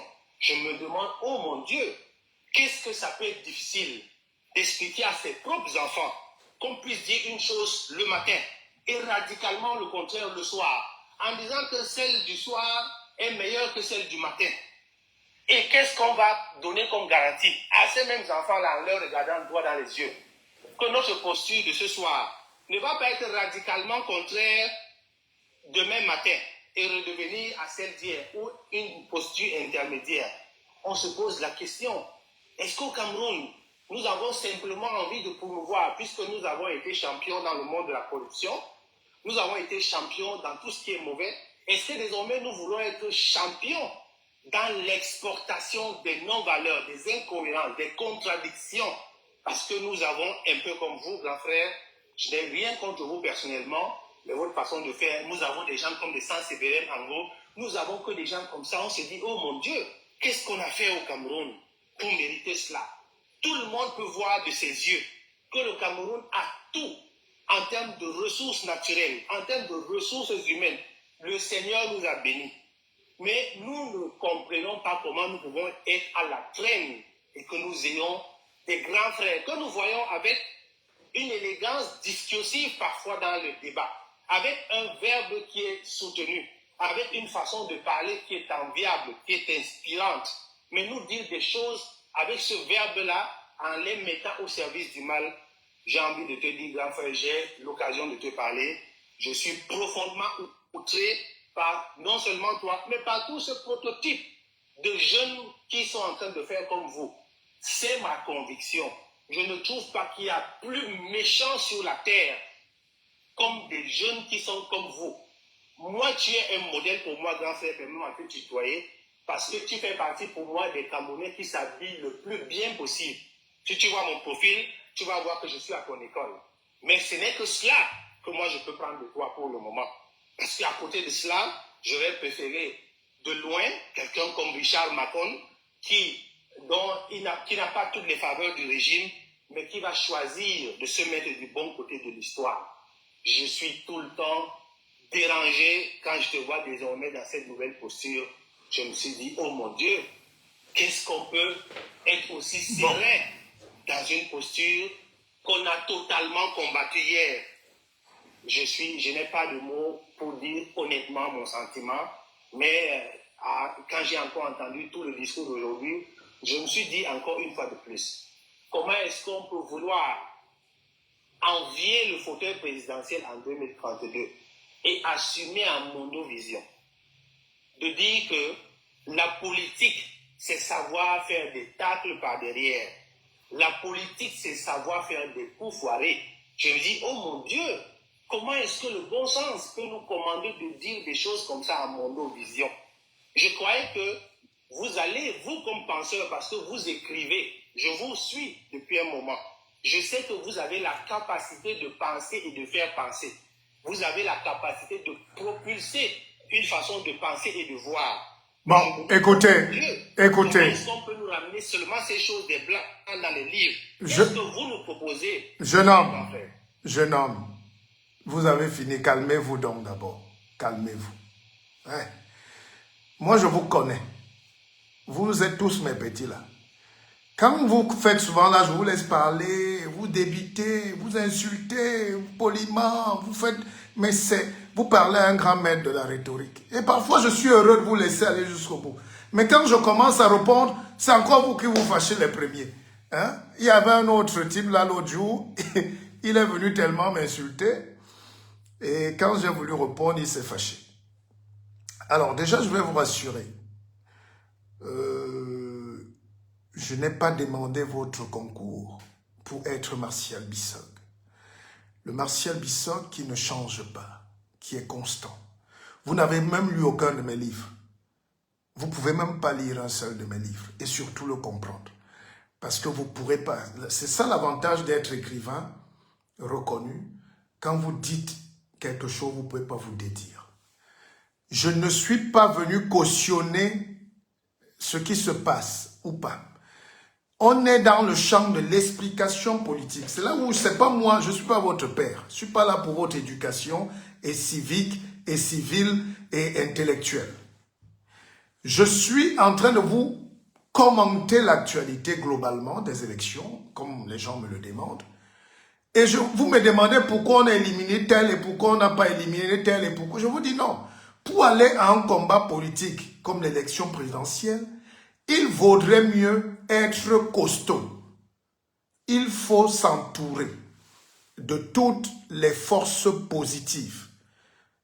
Et je vous ai prouvé ici que moi-même j'ai été victime à un moment parce qu'en allant contre le système, on ne va pas vous laisser. À quel moment j'ai dit que c'était bien? J'ai perdu des milliards, monsieur, dans le combat politique. Si vous parlez en termes d'argent. Oui, mutez-vous un peu. Oh là là. J'ai perdu de la dignité, des forces. Vous qui parlez là, j'ai lancé un PayPal pour les levées de fonds il y a plus de 3, 4, 6 mois. Je sais tout ce qu'ils ont donné, je vous en remercie. Ils sont rares, mais certains. Mais vous n'étiez pas là. Bibou Nissak est en prison. Ce que vous appelez donc ce qui doit se faire. Parce que dans votre bêtise monumentale, vous les Camerounais, vous aimez quand les autres meurent. Et vous vendez votre porc braisé à côté. D'accord? Foguea en prison, professeur d'université, de rang exceptionnel. Bibou Nissak, mon jeune frère, il s'est tapé 7 ans. D'accord? Si vous êtes un homme, venez ici avec une preuve que même un message vous avez fait à sa femme. Même je ne parle pas de grain de riz. Hein. Je ne parle pas même de baigner du matin pour ses enfants. Donc vous n'allez pas nous faire ce chantage malhonnête à l'engagement politique. Je vous ai dit, quand vous étiez encore à Fondjomonkwet, j'étais en train de faire la lutte politique à Douala. Avec des aînés qui sont décédés comme les Pius Ndiawe. Si Ndiawe était vivant, il allait vous dire qui est Martial Bissog. C'est des petits, on était des petits que Ndiawe a portés comme ça. Il dit non, vous êtes... Parce que nous, on allait le cacher, Ndiawe. D'accord? On était dehors en 90. Vous savez ce que c'est? Ça fait 35 ans, monsieur. J'avais 15 ans. Je ne sais pas quel âge vous avez aujourd'hui. Vous m'appelez grand frère, vous avez le beau costume, mais c'est le fruit de mon travail. Je n'ai jamais gagné un marché au Cameroun, je le dis publiquement. Je n'ai jamais eu une faveur au Cameroun. Au contraire, on se saigne ici pour amener ce qu'on a gagné ici durement. Monsieur, je suis fonctionnaire français à la base. J'ai travaillé en France comme journaliste, éditorialiste, patron de médias, directeur d'un cabinet de stratégie. Et quand à un moment je prends le gain, vous ne pouvez pas imaginer ce qu'on gagne. Et quand on gagnait, les autres achetaient leurs villas ici. Moi, je rentrais au pays faire mes activités. C'est comme ça que j'ai réussi à vous produire la première émission politique qui s'appelle 90 minutes politiques au Cameroun pour donner la parole aux hommes politiques que j'ai fabriqués. Et ça me coûtait 1500 € par semaine avec facture à l'appui pendant 10 ans. Entre Douala, Yaoundé et Paris en direct. Aujourd'hui, tout le monde vient là sans se brosser les dents. Je suis politique. Quelqu'un est porteur de carton, je ne sais pas où. Je suis analyste politique. Moi, je n'ai pas un problème avec, mais respectez les gens. Vous n'êtes pas né pour porter critique. Je n'ai pas dit que ce qui se passe, je ne justifie pas. Quelqu'un m'a demandé, est-ce qu'à Tangandi, j'ai dit moi personnellement, mon registre de langue ne me permet pas de parler comme le ministre à Tangandi. Mais je ne peux pas le critiquer parce que je ne connais pas son parcours, je ne connais pas son bagage. Mais en tant que ministre de l'Intérieur, il n'y a pas de ministre de l'Intérieur gentil au monde. Il y a les Bruno Rotaillot ici, il est tous les jours en guerre avec les Algériens. Il est tous les jours en guerre avec les... Même quand un noir a sauvé les enfants de... Il n'a même pas cité son nom. C'est des gens qui ont des parcours qui moi, m'intriguent, mais je n'ai pas dit. Je n'ai pas fait une tribune ici pour glorifier tout ce qui se passe de mal. Vous ne me connaissez pas. Je suis un homme du bien. Je suis un chef. Je suis quelqu'un qui a des valeurs morales. Vous parlez de valeurs. Je croyais que vous alliez me dire que vous m'aviez vu dans une équipe de voleurs, ou une équipe de détourneurs, ou une équipe de bandits. Mais vous parlez à quelqu'un, personne n'est blanc comme neige dans sa vie, je fais des erreurs. Mais au moins les gens savent que ma moralité ne souffre pas. Je n'ai jamais pactisé pour le diable, ni pour le mal. Je suis pour le bien et ça m'a coûté ce que ça me coûte. Je dis simplement qu'à un moment de la vie, il faut peut-être regarder autrement, arrondir les angles. Je vous ai démontré ici qu'aucun Camerounais n'aurait fait mieux que Paul Biya. Aucun. Maintenant que nous sommes jeunes et que nous arrivons à maturité et aux affaires, peut-être nous devons, pas peut-être, nous avons l'obligation de faire mieux. Donc c'est pour ça que j'appelle les jeunes à repenser un nouveau pays. Un nouveau pays se repense par la pensée. Monsieur, quand j'écris un livre comme ça sur l'industrialisation, je dis taisez-vous. Et c'est parce que je démonte tout le système qui nous empêche d'être libres. On est libre par l'intelligence. On n'est pas libre par les querelles politiciennes qui ne finissent jamais. On est libre quand on peut traverser le pont qu'on a construit. On est libre quand on peut produire l'énergie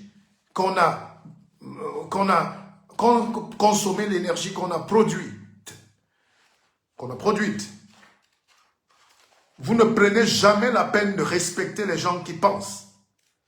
Si vous lisez ce livre, je n'ai pas le temps de vous prendre quelques passages. Vous allez voir ce qu'on appelle un projet politique pour le pays. Et un homme comme moi, vous ne pouvez pas me parler avec ce genre de ton et ce manque de respect. Je ne l'admettrai jamais. Mais je vous laisse, c'est votre liberté, je ne bloque personne. Mais ne venez plus ici me faire porter la conscience de vos échecs et de votre médiocrité. J'ai dit nous sommes médiocres.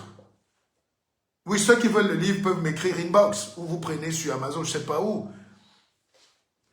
Vous êtes médiocres.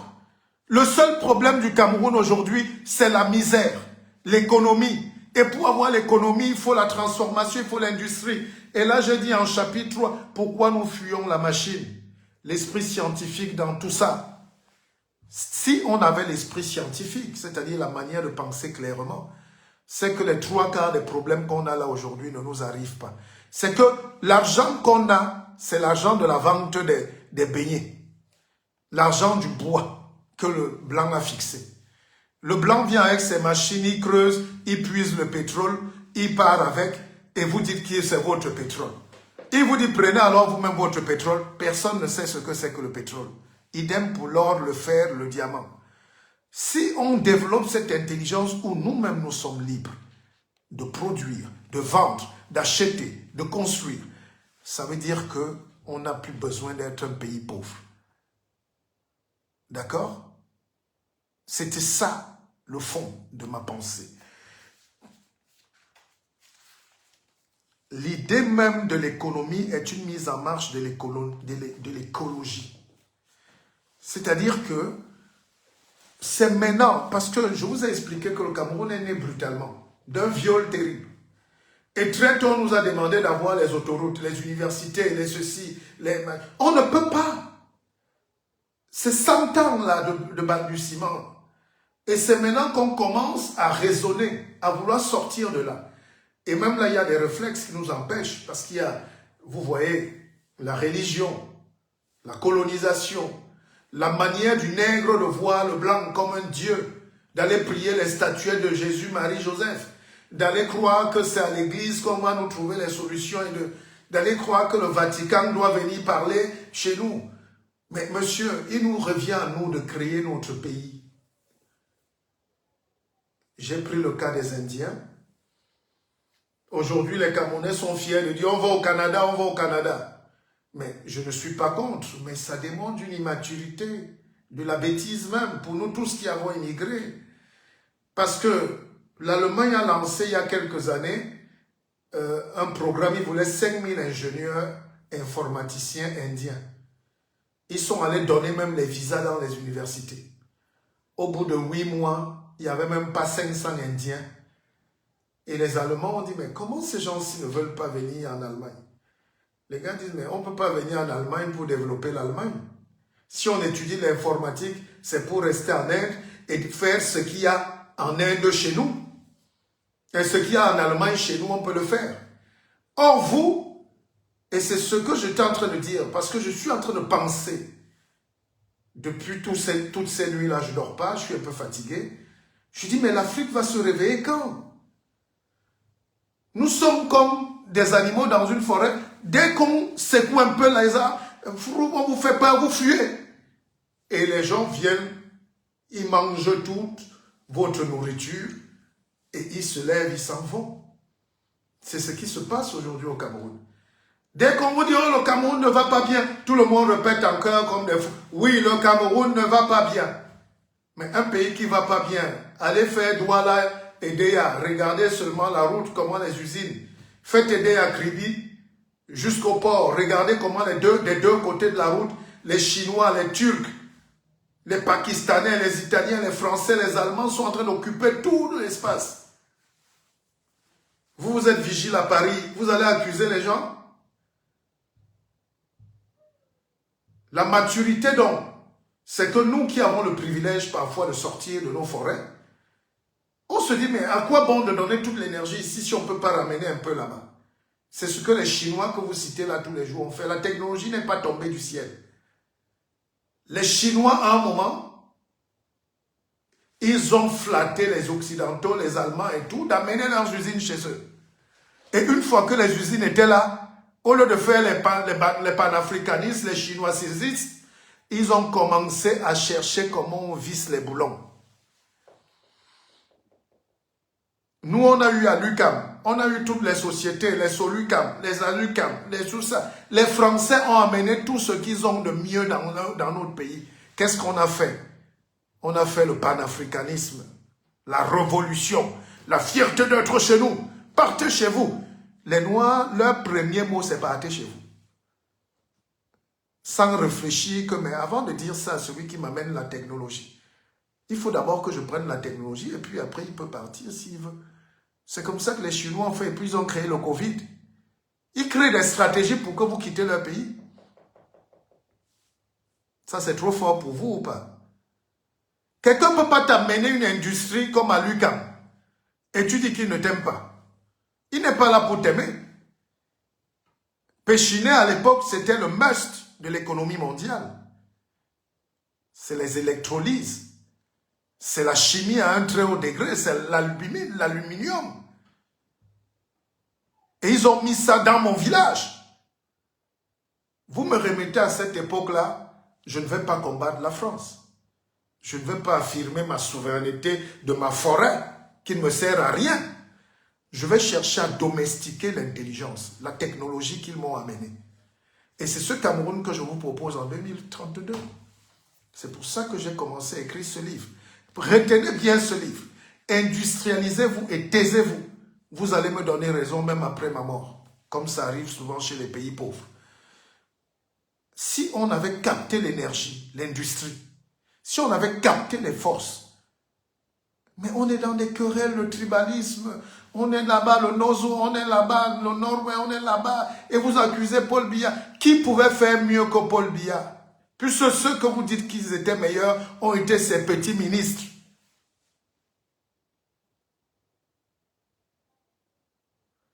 On vous demande de tricher la technologie. On vous demande d'aller prendre, apprenez vous-même à fabriquer. Le Cameroun forme trop d'ingénieurs qui font les taxis Uber à Paris. C'est pas, je suis en larmes. Ou aux États-Unis. Je ne critique pas les métiers, mais vous croyez qu'on ne peut pas avoir une vision, aller mourir pour notre pays? C'est ce que moi je fais, sans l'aide de l'État. Contrairement à ce que vous appréciez, vous véhiculez là. Nous faisons tout pour amener un peu d'espoir au Cameroun. Quand je dis que le Cameroun est un grand pays, je n'ai pas dit que tout va bien. Même en Suisse, j'ai vécu en Suisse. La Suisse, c'est le pays où on se suicide le plus au monde. Parce que l'homme est comme ça. Quand il a trop faim, il meurt. Soit il survit. S'il a trop, il meurt. Parce que trop, l'abondance rend fou. Ça donne le cancer. Nous avons eu la chance d'être nés sans rien. Et nous devons avoir le mérite d'être vivants pour avoir tout.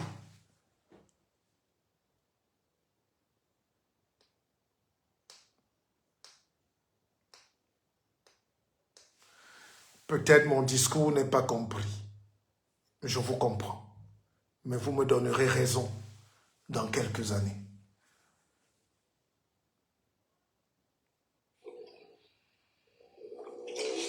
Oui, allô? Oui, bonjour Martial Bissot. Bonjour, bonjour monsieur. Bonjour. Ouais, je souhaite voilà, intervenir. Je ne sais pas c'est quoi l'orientation que tu souhaites donner à ton panel pour tes invités. S'il y a des directives que tu souhaites donner avant que je puisse m'exprimer. Non, gagnons juste du temps. Moi, je dis, je suis candidat, je suis le prochain président du Cameroun en 2032. Pour l'instant, je me suis incliné face à ce que j'ai vu de plus fort. Je n'ai pas d'énergie à perdre, mais je continue de proposer, de me battre, de présenter mon projet pour le Cameroun de demain. Donc, c'est de ça qu'on parle aujourd'hui. D'accord. Et c'est quoi votre idéologie alors? Votre idéologie, vous avez une idéologie ou pas? Qu'est-ce que vous appelez l'idéologie? Je vous dis que je suis un homme progressiste qui veut la liberté totale du Cameroun. Mais cette liberté passe par l'acquisition des savoirs, c'est pas l'émotion. Il faut qu'on travaille plus, qu'on se développe, qu'on s'industrialise, qu'on soit autonome dans la fabrication des procédés de vie. Si vous ne pouvez pas faire votre propre lait, si vous allez encore acheter le riz en Chine, si vous êtes encore en train d'aller acheter, pourquoi vous voulez penser que quelqu'un va venir changer le pays? Il faut se libérer de la médiocrité. Voilà. Et mon projet politique, c'est le pacte collectif du bien-être. Voilà. D'accord. Mais actuellement, vous vivez à l'étranger ou vous vivez un peu au Cameroun aussi? Je vous vois venir, monsieur. Là, je suis dans mes bureaux parisiens parce qu'on n'interdit pas à un Camerounais de travailler partout dans le monde. Mais je vis dans mon village à Elombatindi, entre Edea et Kribi, à Edea. D'accord. Ok. Mais comment vous allez implémenter alors votre logique là? Puisque actuellement, vous avez créé un parti politique. Comment vous avez mis en place votre... Bon, félicitations déjà pour votre livre, hein, parce que pas mal d'Africains quand même... Il y a toujours des Africains qui voilà, ont un peu du mal avec la lecture et l'écriture. Donc félicitations déjà pour d'écrire au moins ce que vous pensez, même si certains vont critiquer ou dire qu'ils sont d'accord ou pas d'accord. C'est pas le plus important. Ouais. Comment alors vous comptez mettre en place votre idéologie parce qu'il faut bien une machine, il faut bien un parti politique, il faut bien avoir... convaincre une majorité de la population qui doit aller dans votre sens. Il faut bien que tout le monde partage votre vision. Parce que c'est vrai que tout le monde peut avoir des belles idées, hein, et je reconnais que les Camerounais ont de très très belles idées. Maintenant, comment vous comptez donc partir de vos idées qui sont dans les livres pour arriver à Itouti? Mais ça veut dire que j'ai passé 3 heures là pour rien. Je vous rappelle que j'ai créé un mouvement politique légalisé depuis 2015, Forward Together, avançons ensemble, avançons ensemble. Parce que depuis, je vous dis qu'un mouvement politique, les Camerounais sont toujours 20 ans en arrière. Je vous comprends tous. Vous vous réveillez et vous croyez que c'est vous qui êtes déjà les gens subitement intelligents, les autres n'étaient pas là. J'ai démontré, et je le dis depuis près de 1 an ici, que les partis politiques sont morts. Aujourd'hui, on avance en mouvement politique. Si vous n'êtes pas capable d'impulser un mouvement politique, parce que le parti, aujourd'hui, se révèle être un parti partisan. C'est pour ça que vous entendez, même on dit les partisans de tel, les partisans de tel. Quand tu es partisan de tel, tu ne peux plus gérer une nation. Tu ne peux pas avoir une coalition de toutes les sensibilités. Donc, permettez-moi de vous dire que je travaille pour un vaste mouvement politique. Et nous sommes en train de le faire, et ça fait 10 ans que je le fais. Mais à la base, mon mouvement politique existe. Il est officiel. Ça s'appelle Forward Together. En anglais, s'il vous plaît. D'accord. Et vous êtes implanté dans combien de villes et vous avez combien d'adhérents alors? Aujourd'hui, vous allez voir sur mes pages, je sors du Cameroun il y a 2 semaines où on travaille, on a nos bureaux, on ne va pas tout dévoiler ici. C'est pas, voilà, vous pouvez m'écrire. La solution sage, c'est que j'attende un texte de vous, parce que vous venez tout avec l'idée d'humilier quelqu'un que vous ne pouvez pas inquiéter, ni la nuit ni le jour. Je vous connais. Mais quand vous êtes sincère, vous pouvez m'écrire inbox, vous me dites, écoutez docteur, je vous ai suivi, je ne suis pas d'accord peut-être avec vous, je ne vous comprends pas, mais est-ce que vous pouvez m'édifier? Et là, mes équipes se chargent de vous envoyer le projet et le programme. Là, depuis le matin que je parle, là, ça fait 4 projets politiques que j'ai présentés. Vous venez à la dernière minute, vous dites, vous ne comprenez pas, comme si vous m'avez suivi dès le début. Au lieu d'être honnête que vous venez de vous venez de vous connecter, et l'honnêteté de dire, je viens de me connecter, je vous trouve quelque chose, mais je ne comprends pas. Mais vous venez me faire le procès comme si c'est rien ce qu'on fait. Monsieur, quand vous écrivez 300 pages sur l'industrialisation, qui est la base du développement de tous les pays du monde, vous croyez que c'est un jeu? Citez-moi un seul candidat qui a une seule fois, parce que nous tous, on fait les mêmes erreurs de nos aînés de 1960-70. Je veux être président de l'idéologie, marxiste ceci, léniniste cela. Mais est-ce qu'au fond, on a la solution pour développer le Cameroun? Personne. Les Camerounais souffrent de plus en plus. C'est pour ça qu'à un moment, il faut penser à la machine, à la taylorisation de la pensée. Voilà. C'est ce que je voulais vous dire, mon cher jeune frère. Oui, non, j'ai pas de problème. Je vous ai écouté intelligemment. Je ne vous fais pas de procès. Ne prenez pas mes questions pour des... Non, on est zen. Je ne sais pas de vous. Non. Un grand intellectuel comme vous, voilà, c'est pas des petites questions qui vont vous faire peur quand même. Oui, bon. Oui. Vous parlez d'industrialisation. Vous savez les véritables problèmes, ou bien, si vous voulez, la matière... Bonjour à mon petit frère Brice Kamgen. Qu'est-ce que c'est, n'est-ce pas? Bah, écoutez, je vais vous couper tout de suite. J'ai de plus en plus du mal à rester au milieu des Noirs. Ça peut être choquant. Mais parce que beaucoup d'Africains ont été élevés dans l'idée. Je pense qu'il vous faut... Il y a un jeune là qui s'appelle Brice Kamgen, c'est mon petit frère, il doit être au Canada en ce moment ou aux États-Unis. C'est des gens qui doivent enseigner dans toutes les écoles du Cameroun. Parce qu'il fait le développement personnel depuis des années. Et je suis un des pionniers de cet art-là. Parce qu'en réalité, tous les Africains ne voient que le mal au lieu de voir le bien. Moi-même, j'étais comme vous. Un jour, j'ai amené un ami italien, nous, au Cameroun. Déjà dans l'avion, j'insulte, je critique le pays. On arrive à Douala, je ne fais que critiquer le pays. Et je dis, ouais, regarde, rien ne marche, rien ne marche. On va à Kribi, je ne fais que dire, mais tout ne marche, rien ne marche. À un moment, il me dit, tu sais, en réalité, tu me déçois beaucoup. Tu m'as amené dans ton pays, je croyais que tu allais me présenter les atouts, peut-être on ne voit pas la même chose. Mais est-ce que tu sais que pendant que tu insultes ton pays, le Cameroun et Douala, moi j'ai déjà pensé à une chaîne de pizza. Et aujourd'hui, il a toute une chaîne de pizza au Cameroun. Et il se fait près de 10 millions de francs CFA par semaine. C'est lui-même qui m'a dit. Donc, nous oublions de voir les opportunités que nous avons dans nos pays parce que nous sommes nés dans la critique, même dans nos familles. On pleure du matin au soir. On pleure, on crie, on se plaint comme si il faut que les Chinois viennent nous aider, les Français vont venir nous aider, oh, rien ne marche. Mais s'il n'y a pas la route dans ton village et que vous êtes 10 au Canada, vous créez une fondation pour faire la route ou l'école. Monsieur, les gens vont mourir. Pourquoi le noir est à un niveau où il est toujours en train de pleurer, de se plaindre?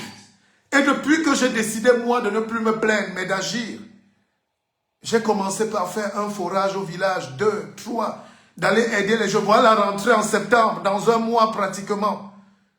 Je n'entends pas les gens ici. Je vois les gens faire les soirées. Hein? Vous dépensez des milliards de champagne, mais insultez le pays. Mais les Chinois ont attendu qui?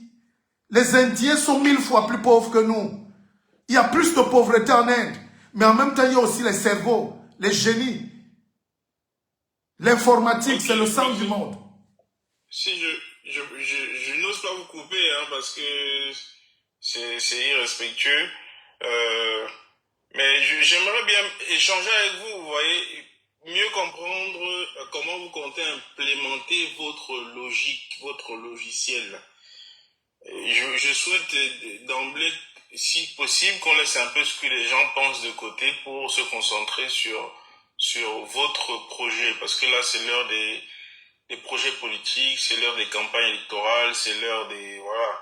Et moi, j'ai besoin de connaître les positionnements, quelle est l'offre politique qui est sur la table et qu'est-ce que les politiciens nous proposent concrètement. Vous avez parlé d'industrialisation. Ok, c'est bien. Vous avez créé un livre, vous faites des forages, etc. Moi aussi, j'en fais de temps en temps des forages. Mais j'ai bien vu que c'est pas ça qui va résoudre le problème de 30 millions de personnes. Les questions qu'il faut qu'on adresse, effectivement, il y a l'industrialisation, c'est pertinent. Mais vous savez très bien quelle est la condition pour avoir une industrie. On a la matière. On a la matière première. Il nous manque, la formation. Des fois, on a la formation, mais pas dans tous les secteurs. Il y a des secteurs où nous devons encore apprendre, nous devons nous perfectionner, et même nous devons nous mettre au niveau des standards internationaux. Donc, ça passe par l'éducation. L'éducation, c'est pas simplement l'école primaire ou secondaire, c'est les universités, c'est les enseignements techniques privés, c'est les écoles d'ingénieurs, etc. Il en faut beaucoup, beaucoup plus dans des secteurs clés et ciblés qui collent exactement à notre écosystème.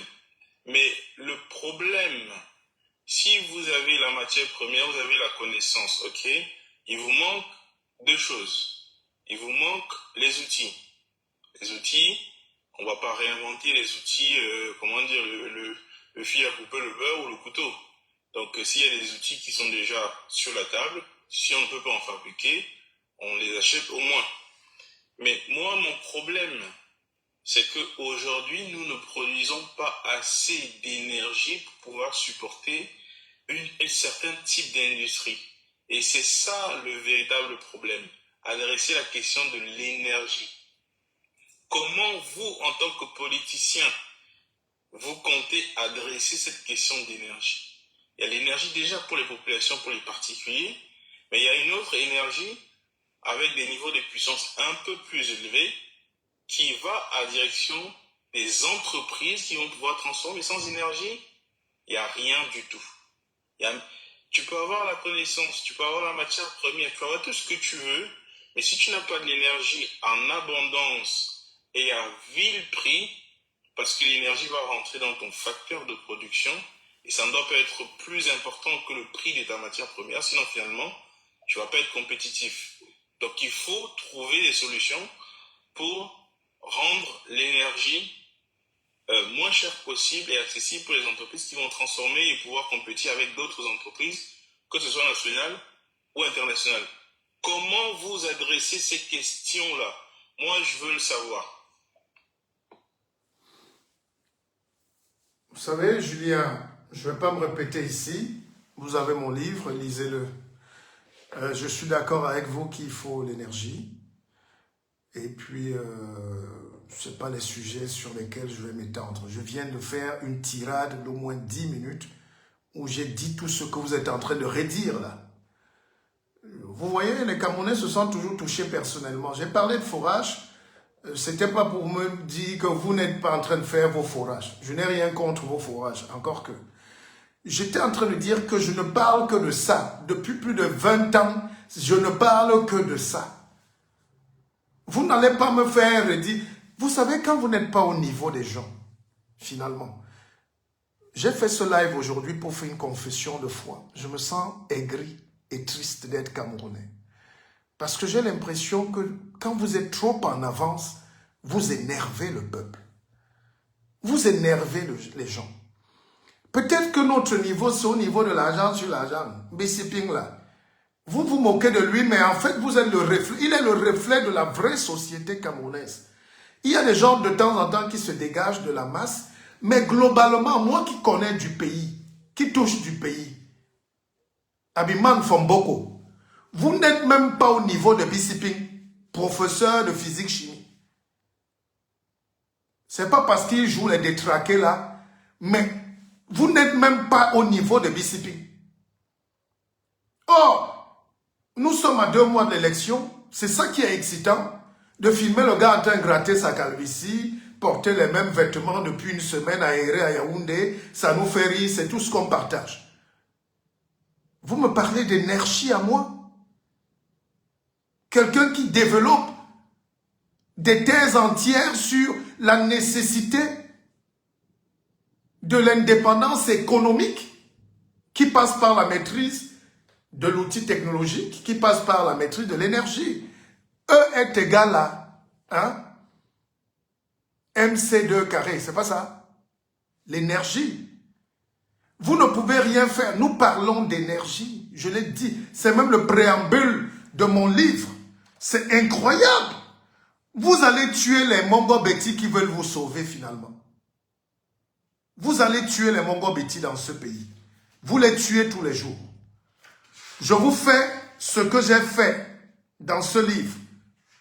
Attendez. Voici ce qu'on appelle la formule de l'entropie. D'accord? Si vous voulez maintenant qu'on parle de manière savante. Et un noir qui écrit ces choses-là n'est pas un plaisantin. C'est pas moi qui le dis. Je vous ai donné, je vous donne d'entrée la formule du second principe de la thermodynamique, tout en vous précisant que c'est la loi de la physique la plus puissante, comme le pensait Einstein. Je suggère à tous les jeunes Africains et Camerounais de la maîtriser. Ce sera sans autre mesure déterminant pour notre éclosion scientifique. Vous savez ce que c'est. Vous voyez, je commence à vous perdre, beaucoup se déconnectent parce qu'on entre dans des choses savantes. Je ne suis pas en train de faire un live pour les savants. Je parle au peuple camerounais. C'est pour ça que quand je dis industrialisons-nous et taisons-nous, j'englobe tout. Si vous voulez une conversation personnelle, venez, vous m'écrivez, vous parlez avec moi et puis voilà. Mais là, voici la formule de la thermodynamique. Vous savez ce que c'est, si vous êtes scientifique. S est égal à K point log fois W. S, c'est l'entropie, monsieur. K, c'est la constance de Boltzmann. Vous savez ce qu'on appelle la constance de Boltzmann.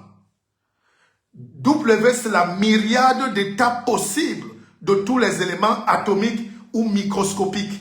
Et c'est ça qu'on appelle l'énergie, jeune homme. Et je l'ai écrit, je n'ai pas demandé votre avis. Donc, c'est vous qui devez prendre ça pour divulguer, pour dire, il y a un monsieur qui avait déjà pensé à ces choses-là. N'est-ce pas? Oh, vraiment. Voilà mon jeune frère Brice Kamga. Je l'ai perdu de vue, mais il est brillant, il doit être aux États-Unis. Il vous dit à peu près. Présent. Le noir serait le dernier des derniers. Le dernier comme les fesses des gens là, comment? Le dernier, le ramasseur de frigidaire seulement. Un peuple de réparateur de vélo. Si, c'est comment ça? Je le dis franchement. Il faut dire la vérité. Le dernier de l'humanité là. Aïe, tout le monde se moque du noir. Le noir est un noir. Et j'ai dit...